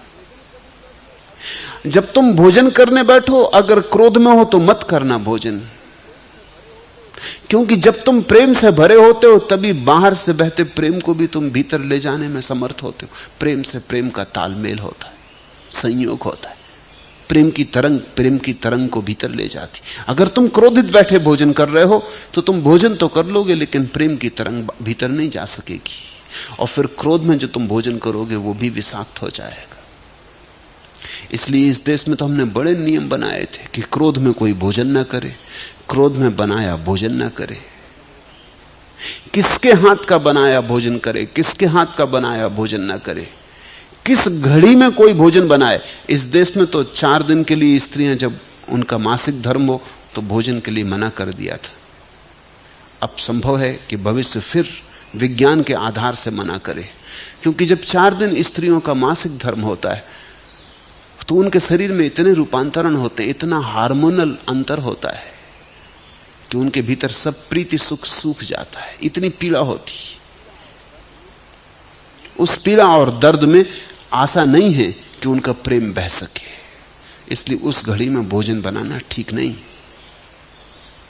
उस घड़ी में बनाया गया भोजन विषाक्त हो जाएगा।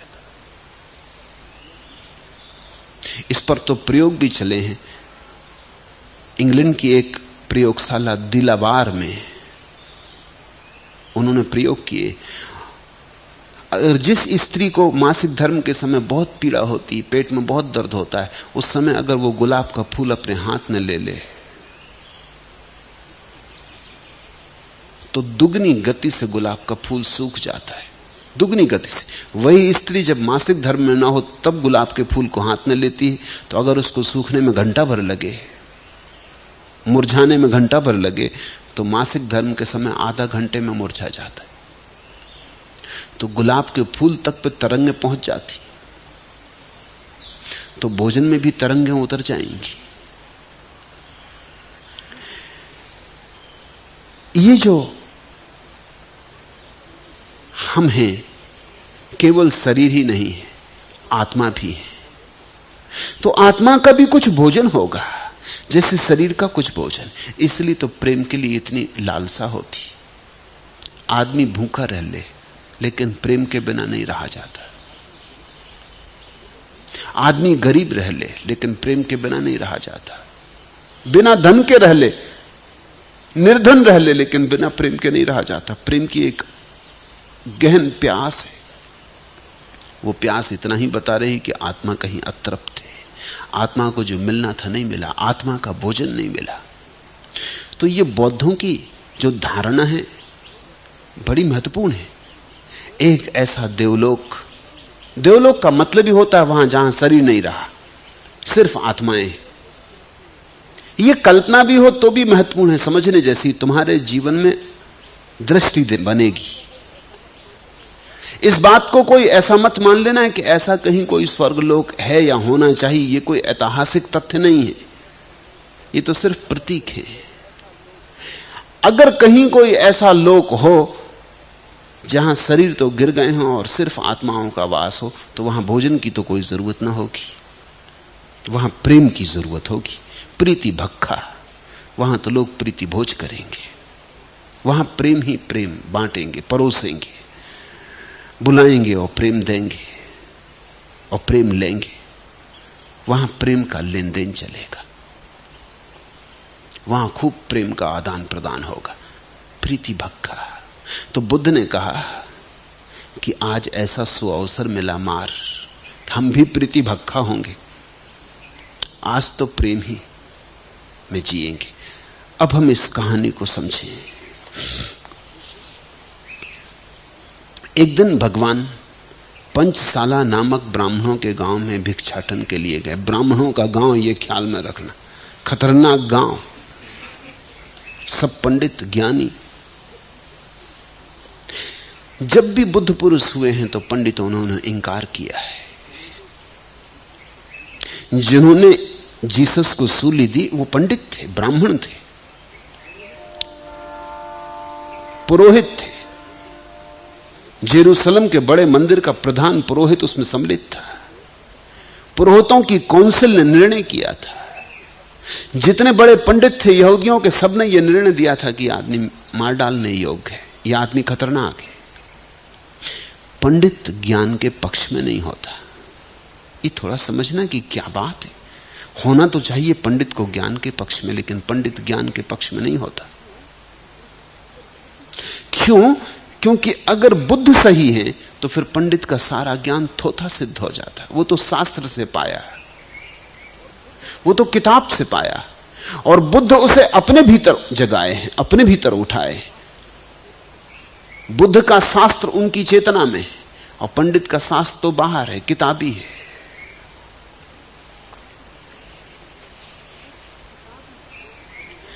इस किताबी ज्ञान को ही वो अब तक ज्ञान मानता रहा है। तो जब असली ज्ञान सामने खड़ा होगा तो उसका ज्ञान एकदम फीका पड़ जाता है। असली सिक्के को देख के नकली सिक्का अगर नाराज होता हो तो आश्चर्य तो नहीं। और फिर नकली सिक्के बहुत हैं, इसलिए नकली सिक्के अगर इकट्ठे हो जाते हो असली सिक्के के खिलाफ तो भी कुछ आश्चर्य नहीं। और सभी नकली सिक्के अगर मिलकर असली सिक्के की हत्या कर देते हो तो भी कुछ आश्चर्य नहीं। तो पहली बात, पंचशाला नामक ब्राह्मणों का गांव, जिसमें ब्राह्मण ही ब्राह्मण बसते थे। अगर कोई एक आदमी ऐसा आदमी होता जो पंडित ना होता तो शायद दया खा जाता। पंडित से क्या दया की आशा। और दूसरे मजे की बात है, जीसस ने कहा है कि शैतान भी शास्त्रों के उद्धरण देता है। तो मार ने, जो कि बौद्धों की शैतान की धारणा है, अगर पंडितों को राजी कर लिया हो बुद्ध के खिलाफ तो कुछ आश्चर्य नहीं, क्योंकि शैतान खुद भी महापंडित है।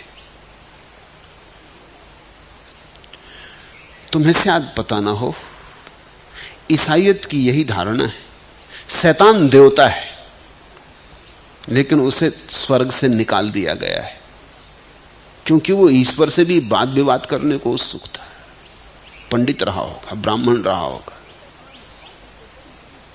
तो शैतान बातें तो बड़ी शास्त्रीय बोलता है, इसलिए शास्त्र जानने वालों से उसका तालमेल हो जाता है। इसलिए सारे पुरोहित और पंडित शैतान की सेवा में लग जाते। मंदिर बनते तो भगवान के नाम पर हैं, लेकिन करते शैतान की सेवा है। पुरोहित पूजा का थाल तो सजाते हैं भगवान के लिए, लेकिन उतरती है आरती शैतान की। तो कथा कहती कि भिक्षाटन के लिए ब्राह्मणों के इस गांव में गए। मार ने पहले ही ग्रामवासियों में आवेश कर ऐसा किया कि भगवान को किसी ने कलछी मात्र भी भिक्षा न दी। ऐसी दुर्घटनाएं रोज घटती रही। फिर हजारों साल तक हम बुद्धों के लिए रोते, आंसू बहाते, और कभी हम ऐसा भी करते हैं कि एक कलछी भेंट भी, भिक्षा भी उनको नहीं देते। कभी हमसे सिर्फ अपमान ही मिलता है उनको, और फिर हम सदियों तक रोते और सम्मान करते। उस सम्मान से भी वो अपमान पहुंचा नहीं जा सकता, क्योंकि वो अपमान बुद्धों का अपमान नहीं, अंततः अपना ही अपमान है। क्योंकि वो अपने भीतर ही बुद्धत्व को अस्वीकार करना है, वो अपने भीतर जागने की संभावना को इंकार करना है। फिर जब भगवान खाली पात्र गांव से बाहर आने लगे, तब मार आया होगा पूछने की, कहो कैसी रही, क्या श्रमण, कुछ भी भिक्षा नहीं मिली। इनको तुम भीतर के प्रतीक समझो। ऐसा कोई बाहर शैतान आके खड़ा हो गया होगा, ऐसा नहीं। मन के ही शैतान ने भीतर कहा होगा कि अरे तुमने इतना ज्ञान पाया, इतनी समाधि लगाई, इतना बुद्धत्व पाया, और इन दुष्टों ने भीख भी न दी, इन पापियों ने भीख भी न दी। ये कोई बाहर खड़ा हो गया शैतान, ऐसा नहीं। ये शैतान सबके भीतर सोया पड़ा है। ये तुमसे भी रोज रोज इसकी मुलाकात होती। शैतान ने कहा होगा अभिशाप दे दो कि नष्ट हो जाए ये गांव, ये आदमी आदमी कहलाने योग्य नहीं। भड़काया होगा। यही शैतान उन आदमियों के भीतर बैठा है, इसी शैतान ने उन्हें भड़काया है। इसी शैतान ने उनसे कहा ये बुद्ध आ रहा है। ये अपने को ढोंगी समझता है कि हम ज्ञान को उपलब्ध हो गए, कि हम भगवान हो गए। ये पाखंडी है। एक तो छत्री है, पहली तो बात ब्राह्मण नहीं है। दूसरी बात वेद को नहीं मानता है। तीसरी बात विधि विधान को नहीं मानता है। चौथी बात यह घोषणा करता है कि मैंने पा लिया जो कभी किसी ने नहीं पाया। अपूर्व समाधि मुझे उपलब्ध हुई है। यह सब अहंकार है, यह सब व्यर्थ की बातें। इन लोगों को भरमाता है, भटकाता है, धर्म से भ्रष्ट करता है। ऐसा भीतर के शैतान ने गांव के लोगों को कहा होगा, इसको भिक्षा भी मत देना, इसको भिक्षा देना पाप है, क्योंकि तुम्हारी भिक्षा से जिएगा और लोगों को भटकाएगा, भरमाएगा, तो तुम भी साझीदार हुए। इसको देना ही मत। इसको साफ पता चल जाए कि इसका यहां कोई स्वीकार नहीं है, इसका अपमान पूर्ण हो। और यही शैतान बुद्ध के भीतर बोला होगा। मन शैतान है। मन गलत की तरफ ले जाने की चेष्टाएं करता है। मन संसार की तरफ ले जाने की आकांक्षाओं को जगाता है। तो शैतान ने कहा क्या श्रमण, कुछ भी भिक्षा नहीं मिली। अरे तुम जो कि बुद्धत्व को उपलब्ध हो गए और तुम्हें भीख भी नहीं मिल रही, ये बात क्या है? बुद्ध ने कहा नहीं मिली भीख। तू भी सफल रहा और मैं भी सफल हूं। मार समझा नहीं। मन तर्क तक तो समझता है, तर्क के पार नहीं समझता। शैतान तर्क तो समझ लेता है, लेकिन तर्कातीत शैतान की सीमा के बाहर है। इसलिए तो सभी धर्म कहते हैं जब तक तुम तर्कातीत ना हो जाओगे तब तक मन के पार ना हो सकोगे। श्रद्धा का अर्थ है तर्कातीत हो जाना। बुद्ध ने जब ये कहा कि मैं भी सफल, तू भी सफल, तू भी खुश हो, हम भी खुश हैं, शैतान की बात में कुछ किसी तरह का व्याघात बुद्ध को पैदा ना हुआ। वे तो शैतान पूछने लगा, यह कैसे? या तो मैं सफल या आप सफल। मन तो सदा द्वंद्व में मानता है, या तो मैं सफल या आप सफल, या तो हम जीते या तुम जीते। मन ऐसा तो कभी मानते नहीं कि हम दोनों जीत जाएं। लेकिन कुछ ऐसी घड़ियां हैं जब दोनों जीत जाते। समझो तो हार होती ही नहीं, हार में भी हार नहीं होती। इसी समझ का सूत्र है इस कथा में। बुद्ध ने कहा नहीं, यह बात तर्कहीन नहीं, तर्कातीत भला हो। मगर अगर तर्क स्पष्ट है, तू सफल हुआ लोगों को भ्रष्ट करने में, भ्रमित करने में, वही तेरा काम है। तेरी सफलता पूरी रही, तू खुश हो, तू जा नाच गा आनंद कर, तू सफल हुआ, लोगों ने तेरी मान ली। और मैं सफल हुआ अप्रभावित रहने में। अपमान भारी था, द्वार द्वार भीख मांगने गया और 2 दाने भिक्षा पात्र में न पड़े। तुम जरा सोचो, एक सम्राट का बेटा जिसके पास सब था, जो हजारों लाखों भिक्षुओं को भोजन रोज करा सकता था, वो आज भिक्षा पात्र लेकर भिखारियों के गांव में गया। ब्राह्मण यानी भिखारी।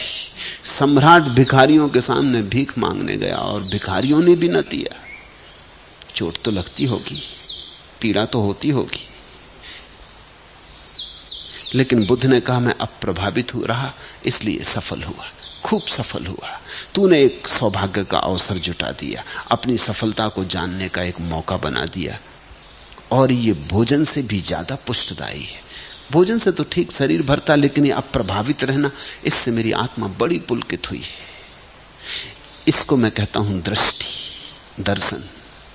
इसको मैं कहता हूं आंख, असली आंख।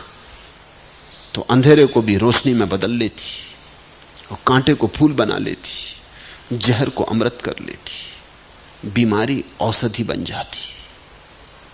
और आंख ना हो तो अमृत भी जहर हो जाता है और फूल भी कांटे हो जाते। सारी बात आंख की है, सारी बात देखने की है, देखने के ढंग की। फिर तुम्हारी व्याख्या। इसलिए मैंने आज की चर्चा तुमसे शुरू की कि जीवन ना तो सुख है ना दुख, जीवन है व्याख्या। अब इस घड़ी में बुद्ध यह भी व्याख्या कर सकते थे कि मेरा बड़ा अपमान हुआ, और तब बड़े दुखी हो जाते। और इस घड़ी में उन्होंने कैसी व्याख्या की, कैसी अनूठी व्याख्या की, कैसी अपूर्व, न पहले सुनी न पहले कभी देखी, ऐसी अपूर्व व्याख्या की। कांटे को बदल दिया तत्क्षण, मिट्टी सोना हो गई। कहा कि मैं अप्रभावित हुआ, अप्रभावित रहा, मुझ पर कुछ अंतर ही ना पड़ा। लोगों ने द्वार दरवाजे मेरे मुंह पे बंद कर दिए। लोगों ने कहा आगे जा, लोगों ने कहा यहां ना मिलेगा कुछ। गांव से मैं खाली पात्र लौट आया हूं लेकर अपने हाथ में, लेकिन यह खाली पात्र तेरी दृष्टि से खाली है, मेरी दृष्टि से भरा है, क्योंकि मैं प्रभावित लौट आया हूं। एक अपूर्व रस इसमें भरा है और मैं प्रसन्न हूं, खूब प्रसन्न हूं। यह भोजन से भी ज्यादा पुष्टिदायी है। मारने का तो बनते फिर प्रवेश करें, क्योंकि मार तो यह बात समझ में आई नहीं। मारने तो यह बात सुनी नहीं सुनी बराबर हो गई। उसने तो कहा तो फिर एक मौका और लेना चाहिए। अगर ये अभी तक क्रोधित नहीं हुआ, नाराज नहीं हुआ, नाराज हो जाता तो मन के प्रभाव में आ जाता, नाराज हो जाता तो मार का प्रभाव शुरू हो जाता। ये नाराज नहीं हुआ, एक दफा और समझा बुझा कि इसको गांव में भेज दें, क्योंकि गांव के ब्राह्मणों पर तो भरोसा है, वो तो फिर इसको इंकार करेंगे, शायद और भी जोर से दुत्कारेंगे कि तू फिर आ गया और हमने कह दिया कि नहीं कुछ मिलेगा, तो दोबारा अपमान की चोट शायद और भी ज्यादा होगी। तो बुद्ध को फुसलाने लगा कि आप ऐसा करें, फिर प्रवेश करें गांव में, शायद भिक्षा मिल ही जाए। दिन भर भूखे रहने में सार भी क्या है, इन बातों में क्या रखा है। ये तो उसे बातें ही मालूम होती हैं कि अब प्रभावित रहा, ये आनंद का रस भरा हुआ है पात्र में, उसने पात्र देखा होगा, पात्र बिल्कुल खाली है, उसको कुछ समझ में ना आया होगा। मन को तो आनंद की बात समझ में आती ही नहीं, मन तो एक ही भाषा जानता, वो दुख की भाषा है।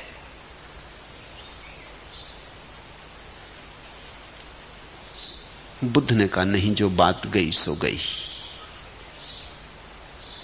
बुद्ध लौटकर नहीं देखते, बुद्ध लौटकर नहीं जाते। जो होना था हो गया, जो नहीं होना था नहीं हुआ। ये बात आई गई हो गई। पुनरुक्ति में बुद्धों को कोई रस नहीं है। बुद्ध सदा नए में प्रवेश करते हैं। फिर आज का सुअवसर हम आभास्वर लोक के ब्रह्माओं की भांति प्रीति सुख से ही बिताएंगे। और तब यह गाथा कही, जिनके पास कुछ भी नहीं है, अहो वे कैसा सुख में जीवन बिता रहे हैं। वो भिक्षा पात्र खाली शैतान के सामने करके बुद्ध ने कहा होगा, देख जिनके पास कुछ भी नहीं, अहो वे कैसा सुख में जीवन बिता रहे हैं। सा सुखम वत जीवा में एसम नो नत्थि किंचिनम। नहीं, जिनके पास कुछ भी है उनके सुख का कोई पारावार नहीं, क्योंकि जिनके पास कुछ है उनके सुख की सीमा है। तुम्हारे पास 1000 रुपए हैं तो 1000 रुपए के योग्य सुख, तुम्हारे पास 10,000 रुपए हैं तो 10,000 रुपए के योग्य सुख। लेकिन ख्याल रखना, जिसके पास 1000 रुपए हैं, 1000 रुपया उसके सुख की सीमा है, और अरबों खरबों जो हो सकते थे नहीं है, वो उसका दुख होंगे। दुख ज्यादा होगा, दुख सदा ज्यादा होगा। एक स्त्री है तुम्हारे पास, उसका सुख, और करोड़ों जो सुंदर स्त्रियां हैं वो तुम्हारे पास नहीं, उनका दुख होगा, उनकी पीड़ा होगी। ज्यापाल सात्र का एक पात्र कहता कि जब भी मैं किसी सुंदर स्त्री को देखता हूं तो भोगना चाहता हूं, मैं दुनिया की सारी स्त्रियों को भोगना चाहता हूं, मगर यह कैसे संभव हो, इसलिए मैं दुखी हूं। एक स्त्री ही भोगोगे, 2 स्त्री भोगोगे, 10 स्त्रियां भोगोगे, लेकिन अनंत स्त्रियां हैं, अनंत रूप है।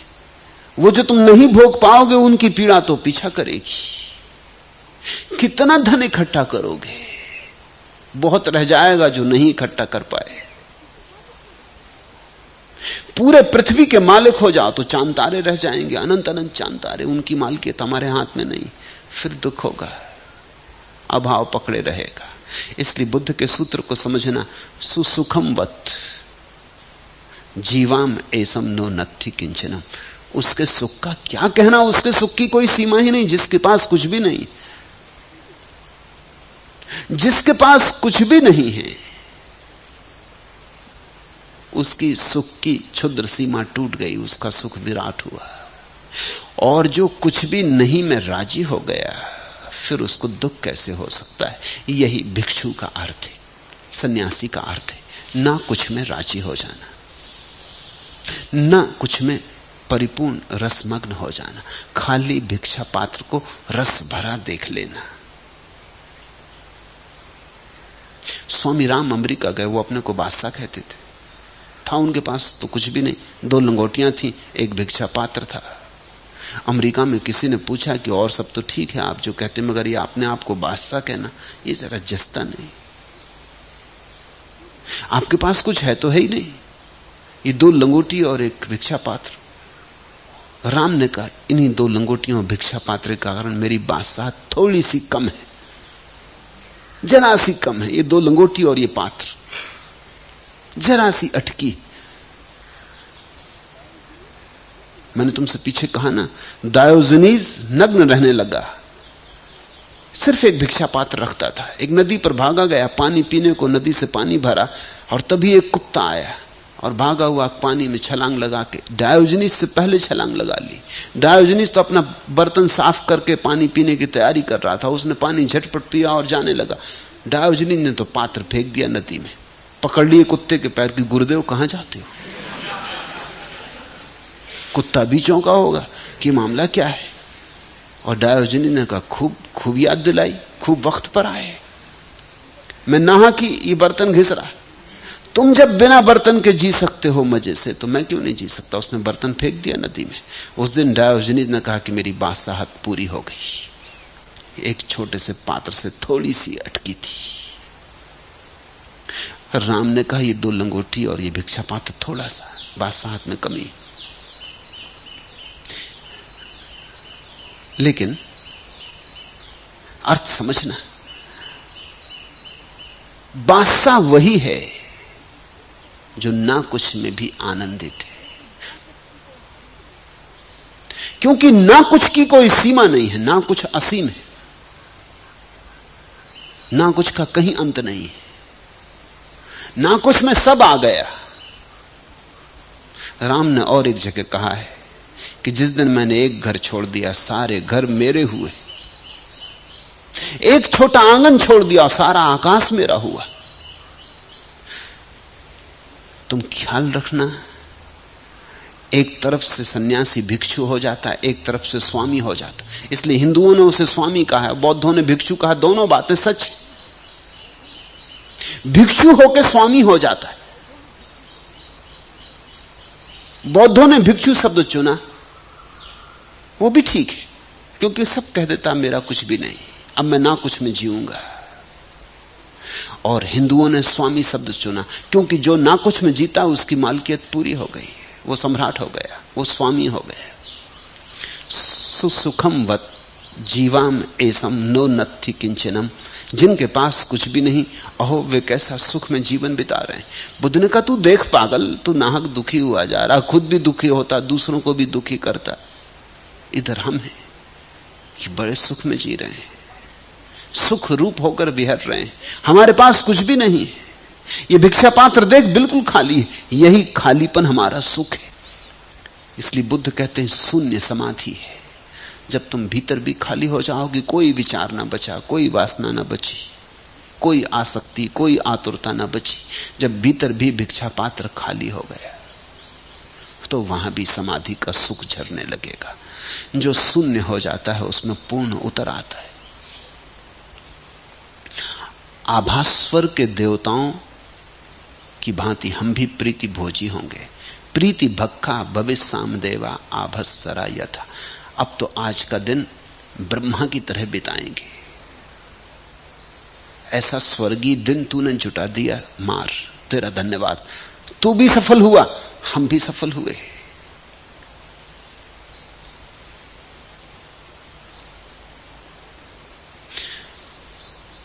इस देखने की कला को समझना, इस सूत्र को संभाल कर रख लेना हृदय में। ये रोज रोज काम पड़ सकता है। ये चीज ऐसी कि रोज रोज काम में लाने की। आखिरी सूत्र, जयम वैरम पस्वती दुखम सेति पराजितो उपसंतो सुखम सेति हित्वा जय पराजयम। विजय वैर को उत्पन्न करती है, पराजित पुरुष दुख की नींद सोता है, लेकिन जो उपशांत है वह जय और पराजय को छोड़कर सुख की नींद सोता है। इस सूत्र को बुद्ध ने इस परिस्थिति में कहा।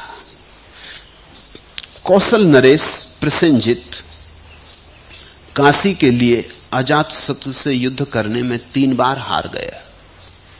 वह बहुत चिंतित रहने लगा। उसके पास कुछ कमी ना थी, बड़ा राज्य था उसके पास, कौशल का पूरा राज्य उसके पास था, लेकिन काशी खटकती थी। काशी पे किसी और का कब्जा ये खटकता था। उसके अपने कब्जे में बहुत था, लेकिन जो दूसरे के कब्जे में था वो खटकता था।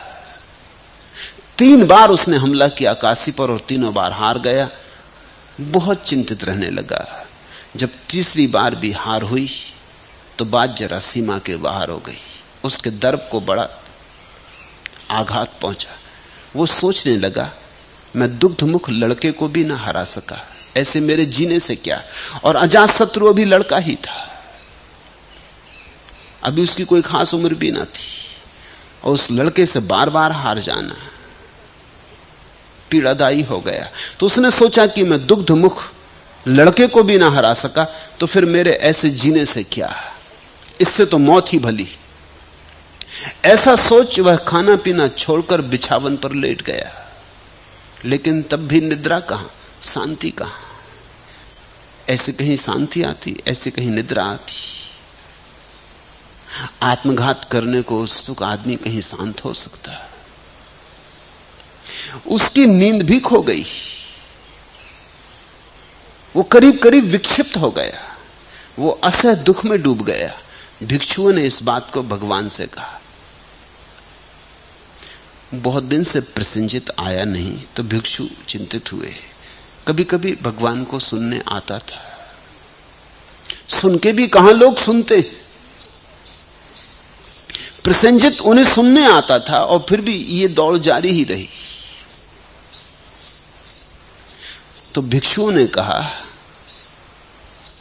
कि ऐसी ऐसी हालत हो गई प्रसन्नजित की, 3 बार हार गया तो बिछावन पर लेट गया, ना खाता है, ना पीता है, ना सोता है, ना जगता है, पागल जैसा है।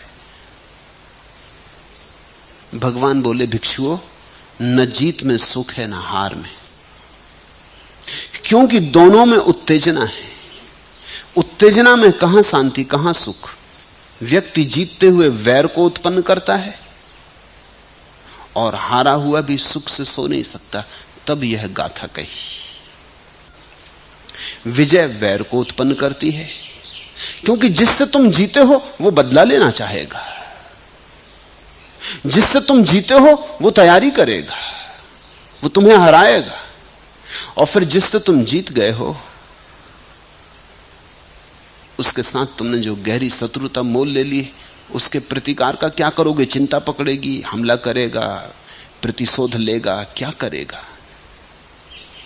तो जीत वैर को उत्पन्न करती, चिंता को पैदा करती, सुरक्षा का आयोजन करना पड़ता है।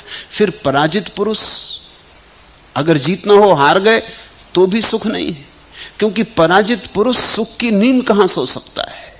जागने में बेचैन की, हार गया, दर्प टूट गया, अहंकार खंडित हो गया, और नींद में भी बेचैन, करबटने बदलता है। सुख की नींद कहां, दुख की नींद सोता है। नींद में तक दुख, नींद तक में सुख छिन जाता है। नींद में तो प्राकृतिक सुख है, पशुओं को भी है, साधारण आदमियों को भी है, वो भी उसके पास नहीं रह जाता। नींद में भी दुख स्वप्न देखता है। वे ही छायाएं जिनसे हार गया और विकराल हो के प्रकट होती। लेकिन जो उपशांत है वह जय और पराजय को छोड़कर सुख की नींद सोता है। उपशांत शब्द महत्वपूर्ण है।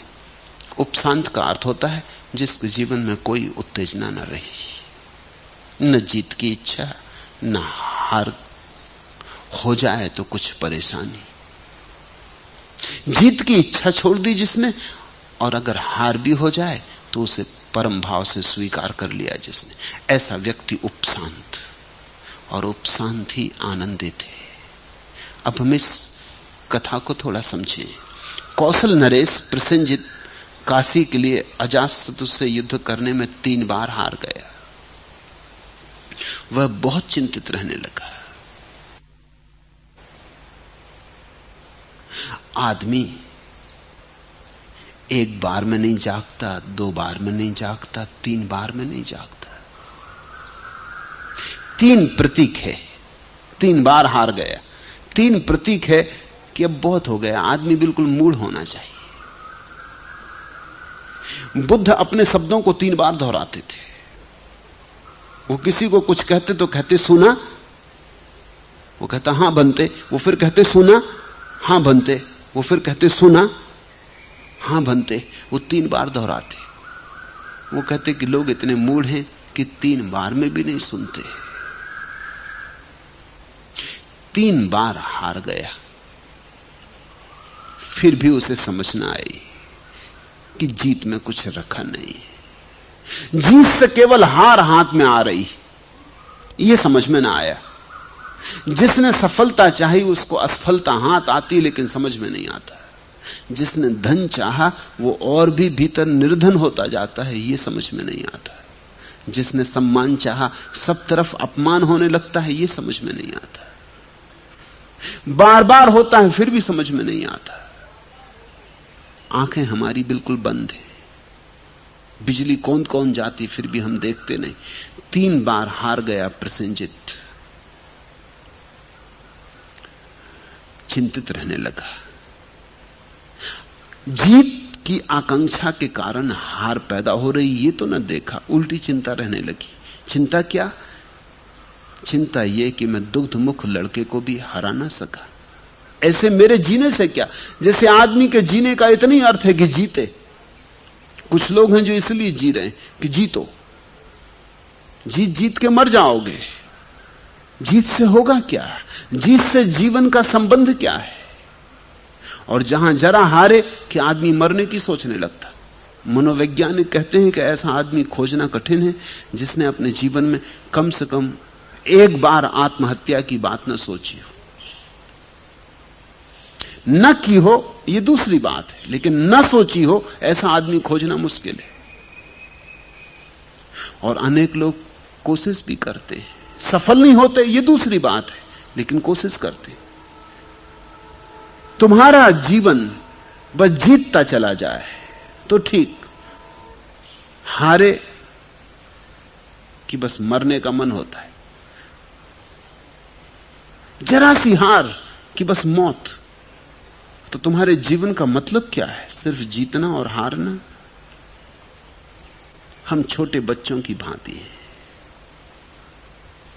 हम जरा जरा सी बात में मरने को तैयार हो जाते, जरा जरा सी बात में मारने को तैयार हो जाते।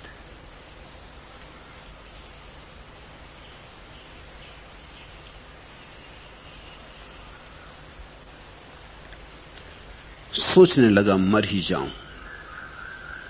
अहंकार को चोट लग गई तो फिर जीवन में क्या है? हमने और तो कोई जीवन जाना ही नहीं, असली जीवन तो जाना नहीं। अहंकार का जीवन कोई असली जीवन तो नहीं। तुम्हारे भीतर एक जीवन है जिसकी मृत्यु ही नहीं हो सकती। काश तुम उसे जान लो तो फिर तुम मरने की सोचोगे भी नहीं। आत्महत्या का विचार इसलिए आता है कि तुम सोचते हो मरना हो सकता है। मरना तो हो ही नहीं सकता। कोई कभी मरता तो है ही नहीं, कोई कभी मरा तो है ही नहीं। मृत्यु तो एक झूठी बात है, मृत्यु तो कभी होती नहीं। तुम्हारे भीतर जो है वो शाश्वत है, वो सदा है, सदा था, सदा रहेगा। लेकिन आत्महत्या की बात उठती मन में, बाजार में प्रतिष्ठा खराब हो गई, दिवाला निकल गया, पत्नी मर गई, कि बेटा धोखा दे गया, कि कुछ हो गया छोटा मोटा, कि बस मरने की बात उठती। मरने की बात उठने का मतलब ही यही हुआ कि तुमने अभी जीवन को जाना ही नहीं। जीवन को जान लेते तो मृत्यु की सोचते कैसे? मुझसे कोई पूछता है कभी आत्महत्या के लिए, लोग आ जाते। अभी एक 4 दिन पहले एक महिला ने पूछा कि मुझे तो जीवन में कोई सार नहीं दिखाई पड़ता। उम्र भी उसकी कोई 60 के करीब हुई, चेहरा मोहरा भी ऐसा नहीं है कि अब 60 वर्ष की उम्र में किसी से लगाव बने, कोई संबंध बने। तो पश्चिम में तो बड़ी घबराहट होती, पश्चिम से आई हुई स्त्री है, उसे बड़ी घबराहट हो गई।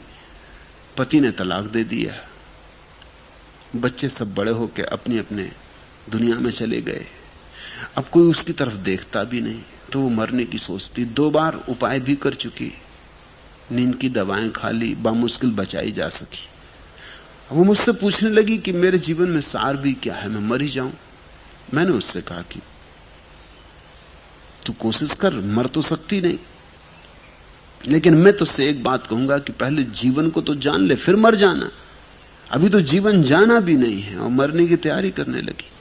अगर जीवन को जान ले तो फिर मैं तुझे आज्ञा देता हूं मरने की, तू मर जाना। वो थोड़ी चौंकी भी। उसने कहा मैंने ये सोचा नहीं था कि आप आज्ञा देंगे मरने की, आप जरूर समझाएंगे। मैंने कहा समझाने में क्या रखा है, समझाने से तेरी जिद और बढ़ेगी, तुझे और रस आएगा कि मरी जाएं, और मजा आएगा। निषेध करो तो और निमंत्रण मिलता है, कहो किसी से मत करो तो और करने की इच्छा होती। मुल्ला नसरुद्दीन की पत्नी अखबार पढ़ रही थी। अखबार पढ़कर उसने कहा कि सुनो, सुनते हो, वैज्ञानिक अणु को तोड़ने में सफल हो गए। मुल्ला ने कहा इसमें क्या रखा है? अगर पार्सल में अणु को रख के ऊपर लिख के पार्सल भेज दी होती पोस्ट ऑफिस में कि इसे संभाल के उठाना, कभी कानून टूट गया होता। बस जिस पार्सल पे लिखा संभाल के उठाना, उसे तो लोग पटकते, कभी का टूट गया होता। इतनी वैज्ञानिकों को चेष्टा करने की कोई जरूरत ही ना पड़ती। जहां तुमने देखा कि मनाही लिखी, वही मुश्किल हो जाती। मैं एक गांव में बहुत वर्षों तक रहा। मेरे सामने ही एक सज्जन रहते थे, उनकी एक बड़ी दीवार। वो बड़े परेशान रहते थे कि कोई इस्तिहार ना लगा दे, कोई लिख ना दे, कोई आगे पेशाब ना कर जाए। मैंने उनसे कहा तुम एक तरकीब करो, इस पर लिख दो, तो ये तुम्हें रोज रोज की फिक्र न रहेगी कि यहां इस्तिहार लगाना मना है, यहां पेशाब करना मना है। उनको बात जची, उन्होंने लिख दिया। 5-7 दिन बाद मेरे पास आए कि आपने भी खूब मुसीबत कर दी। जो लोग पहले चुपचाप निकल जाते थे वो भी पेशाब करने लगे। वहां आपने लिखवा के तो झंझट कर दी। मैंने कहा मैं यही तुम्हें बताना चाहता था, कहीं लिख भर दो कि यहां पेशाब करना मना है, तो जो भी जा रहा है उसको पहले तो पेशाब करने का ख्याल तुमने दे दिया, और यह भी ख्याल दे दिया कि यह जगह करने योग्य नहीं, तो कोई लिखते ही क्यों? जगह योग्य स्थान है, डर के कारण ही किसी ने लिख रखा है कि यहां करना मत, क्योंकि स्थान तो बिल्कुल योग्य है। जहां जहां निषेध है वहां वहां निमंत्रण हो जाता है। तो मैंने उस स्त्री को कहा कि तू मर जाना, कोई फिक्र नहीं, फिर मरना ही है तो जल्दी क्या है, थोड़ा ध्यान कर ले, थोड़ा जीवन को जान ले। यही तो जीवन नहीं है कि कोई पति था वो छोड़ के चला गया, कुछ बेटे थे वो छोड़ के चले गए, अब कोई उत्सुक भी नहीं है तुझ में। यही तो जीवन नहीं है। जीवन एक और भी है, एक भीतर का जीवन भी है।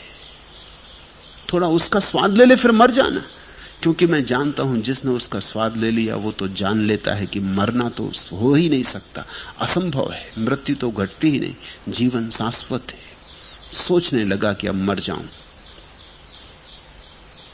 खाना पीना छोड़कर बिछावन पर लेट रहा, सोना चाहता है लेकिन नींद कहां। ये कोई ढंग है नींद लाने के? ये कोई ढंग है शांति के? उसकी नींद भी खो गई। बुद्ध से जब भिक्षुओं ने कहा कि ऐसी दशा प्रसंजित की हो रही, तो उन्होंने कहा भिक्षुओं, न जीत में सुख है न हार में। सुख तो भीतर है, जीत भी बाहर है, हार भी बाहर है। जीत भी संबंध है दूसरे से, उसकी छाती पे बैठ जाने का संबंध, और हार भी संबंध है दूसरे से। और सुख तो अपने से संबंधित होने में। दूसरे का ध्यान ही ना रह जाए, अपना ही ध्यान रह जाए, तो सुख की सरिता बहती, तो सुख का सागर उमकता है। क्योंकि दोनों में उत्तेजना है, हार में और जीत में। जहां उत्तेजना वहां शांति कहां। व्यक्ति जीतते हुए वैर को उत्पन्न करता है, हारा हुआ भी सुख से सो नहीं सकता। और तब यह गाथा कही, जयम वैरम पस्वती दुखम सेति पराजितो उपसंतो सुखम सेति हित्वा जय पराजयम। सोचना, थोड़े से अंतर से सब अंतर पड़ जाता है, थोड़ी सी दृष्टि का भेद है। याचना, दान मात्र भंगिमाएं हैं हथेली की। ये हथेली देखते हो, ये ऐसी सीधी तुम्हारे सामने फैल जाए तो भिक्षा, और ये उल्टी तुम्हारे सामने फैल जाए तो दान। इतने से अंतर से भिक्षा दान बन जाती, दान भिक्षा बन जाती। याचना, दान मात्र भंगिमाएं हैं हथेली की, और सुख दुख भी भंगिमाएं हैं, सिर्फ दृष्टि की, सिर्फ आंख।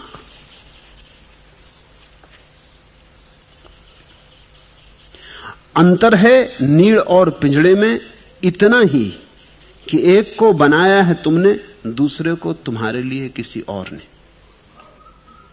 ज्यादा अंतर नहीं है। कोई दूसरा बना दे तो पिंजड़ा, और तुम ही बना लो तो नीड़। दूसरे जो भी बनाएंगे वो पिंजड़ा ही सिद्ध होगा। इसलिए दूसरों के बनाए पर भरोसा मत रखो, कुछ अपने भीतर अपना बना लो। अंतर है नीड़ और पिंजड़े में इतना ही कि एक को बनाया है तुमने, दूसरे को तुम्हारे लिए किसी और ने। ज्यादा अंतर नहीं है। 10 के हों कि 50 साल के, सभी खेलते ही तो हैं। हां, वय के अनुसार चाहिए उन्हें खिलौने अलग अलग। बस इतना ही फर्क पड़ता है लोगों में। बचपन में तुम छोटे छोटे खिलौनों से खेलते हो, बड़े हो गए बड़े खिलौनों से खेलते हो, बूढ़े हो गए थोड़े और बहुमूल्य खिलौनों से खेलते हो, मगर सब खेल खिलौनों का है। कोई शतरंज बिछा के राजा रानियों को चलाता है, हाथी घोड़े चलाता है, कोई असली हाथी घोड़े चलाता है, मगर है सब शतरंज का खेल ही। शतरंज में भी तलवारें खिंच जाती, छोटे छोटे खेल में पराजय और जीत हो जाती। मैं जब विश्वविद्यालय में पढ़ता था तब कोई मेरे हॉस्टल में मोनोपाली का खेल ले आया। मेरे साथ कोई खेलने को तैयार ना हो। मैंने पूछा कि बात क्या है, तो उन्होंने कहा बात यह है कि ना आप हार में प्रसन्न होते, ना जीत में प्रसन्न होते, ना आप सुखी होते ना दुखी होते। जीत गए तो ठीक, हार गए तो ठीक, तो मजा ही नहीं आता आपके साथ खेलने में। मजा तो तब आता है जबकि जान की बाजी लग जाती। मोनोपाली का खेल ही तो चल रहा है, कौन एकाधिकार कर ले। 10 के हों कि 50 साल के, सभी खेलते ही तो हैं। हां, वय के अनुसार चाहिए उन्हें खिलौने अलग अलग। अनुभवी किसको कहोगे? उस पुरुष को जो बहुश्रुत वृद्ध है, बहुदृष्ट है, या उसे जो अनुभवों का रस जुगाना जानता है? सारे अनुभवों में से रस को निकाल लो तो तुम एक ही बात रस की पाओगे, मूल पाओगे, अपनी व्याख्या। चाहे हार मान लो, चाहे जीत मान लो, चाहे सुख मान लो, चाहे दुख मान लो। और जिस दिन तुम्हें यह दिख गया उसी क्षण तुम मुक्त हो। फिर तुम्हें कौन बांधेगा? तुम्हारी अपनी व्याख्या है। तुम्हारी जंजीरें असली नहीं, तुम्हारी धारणा की, तुम्हारी व्याख्या की। आज इतना ही।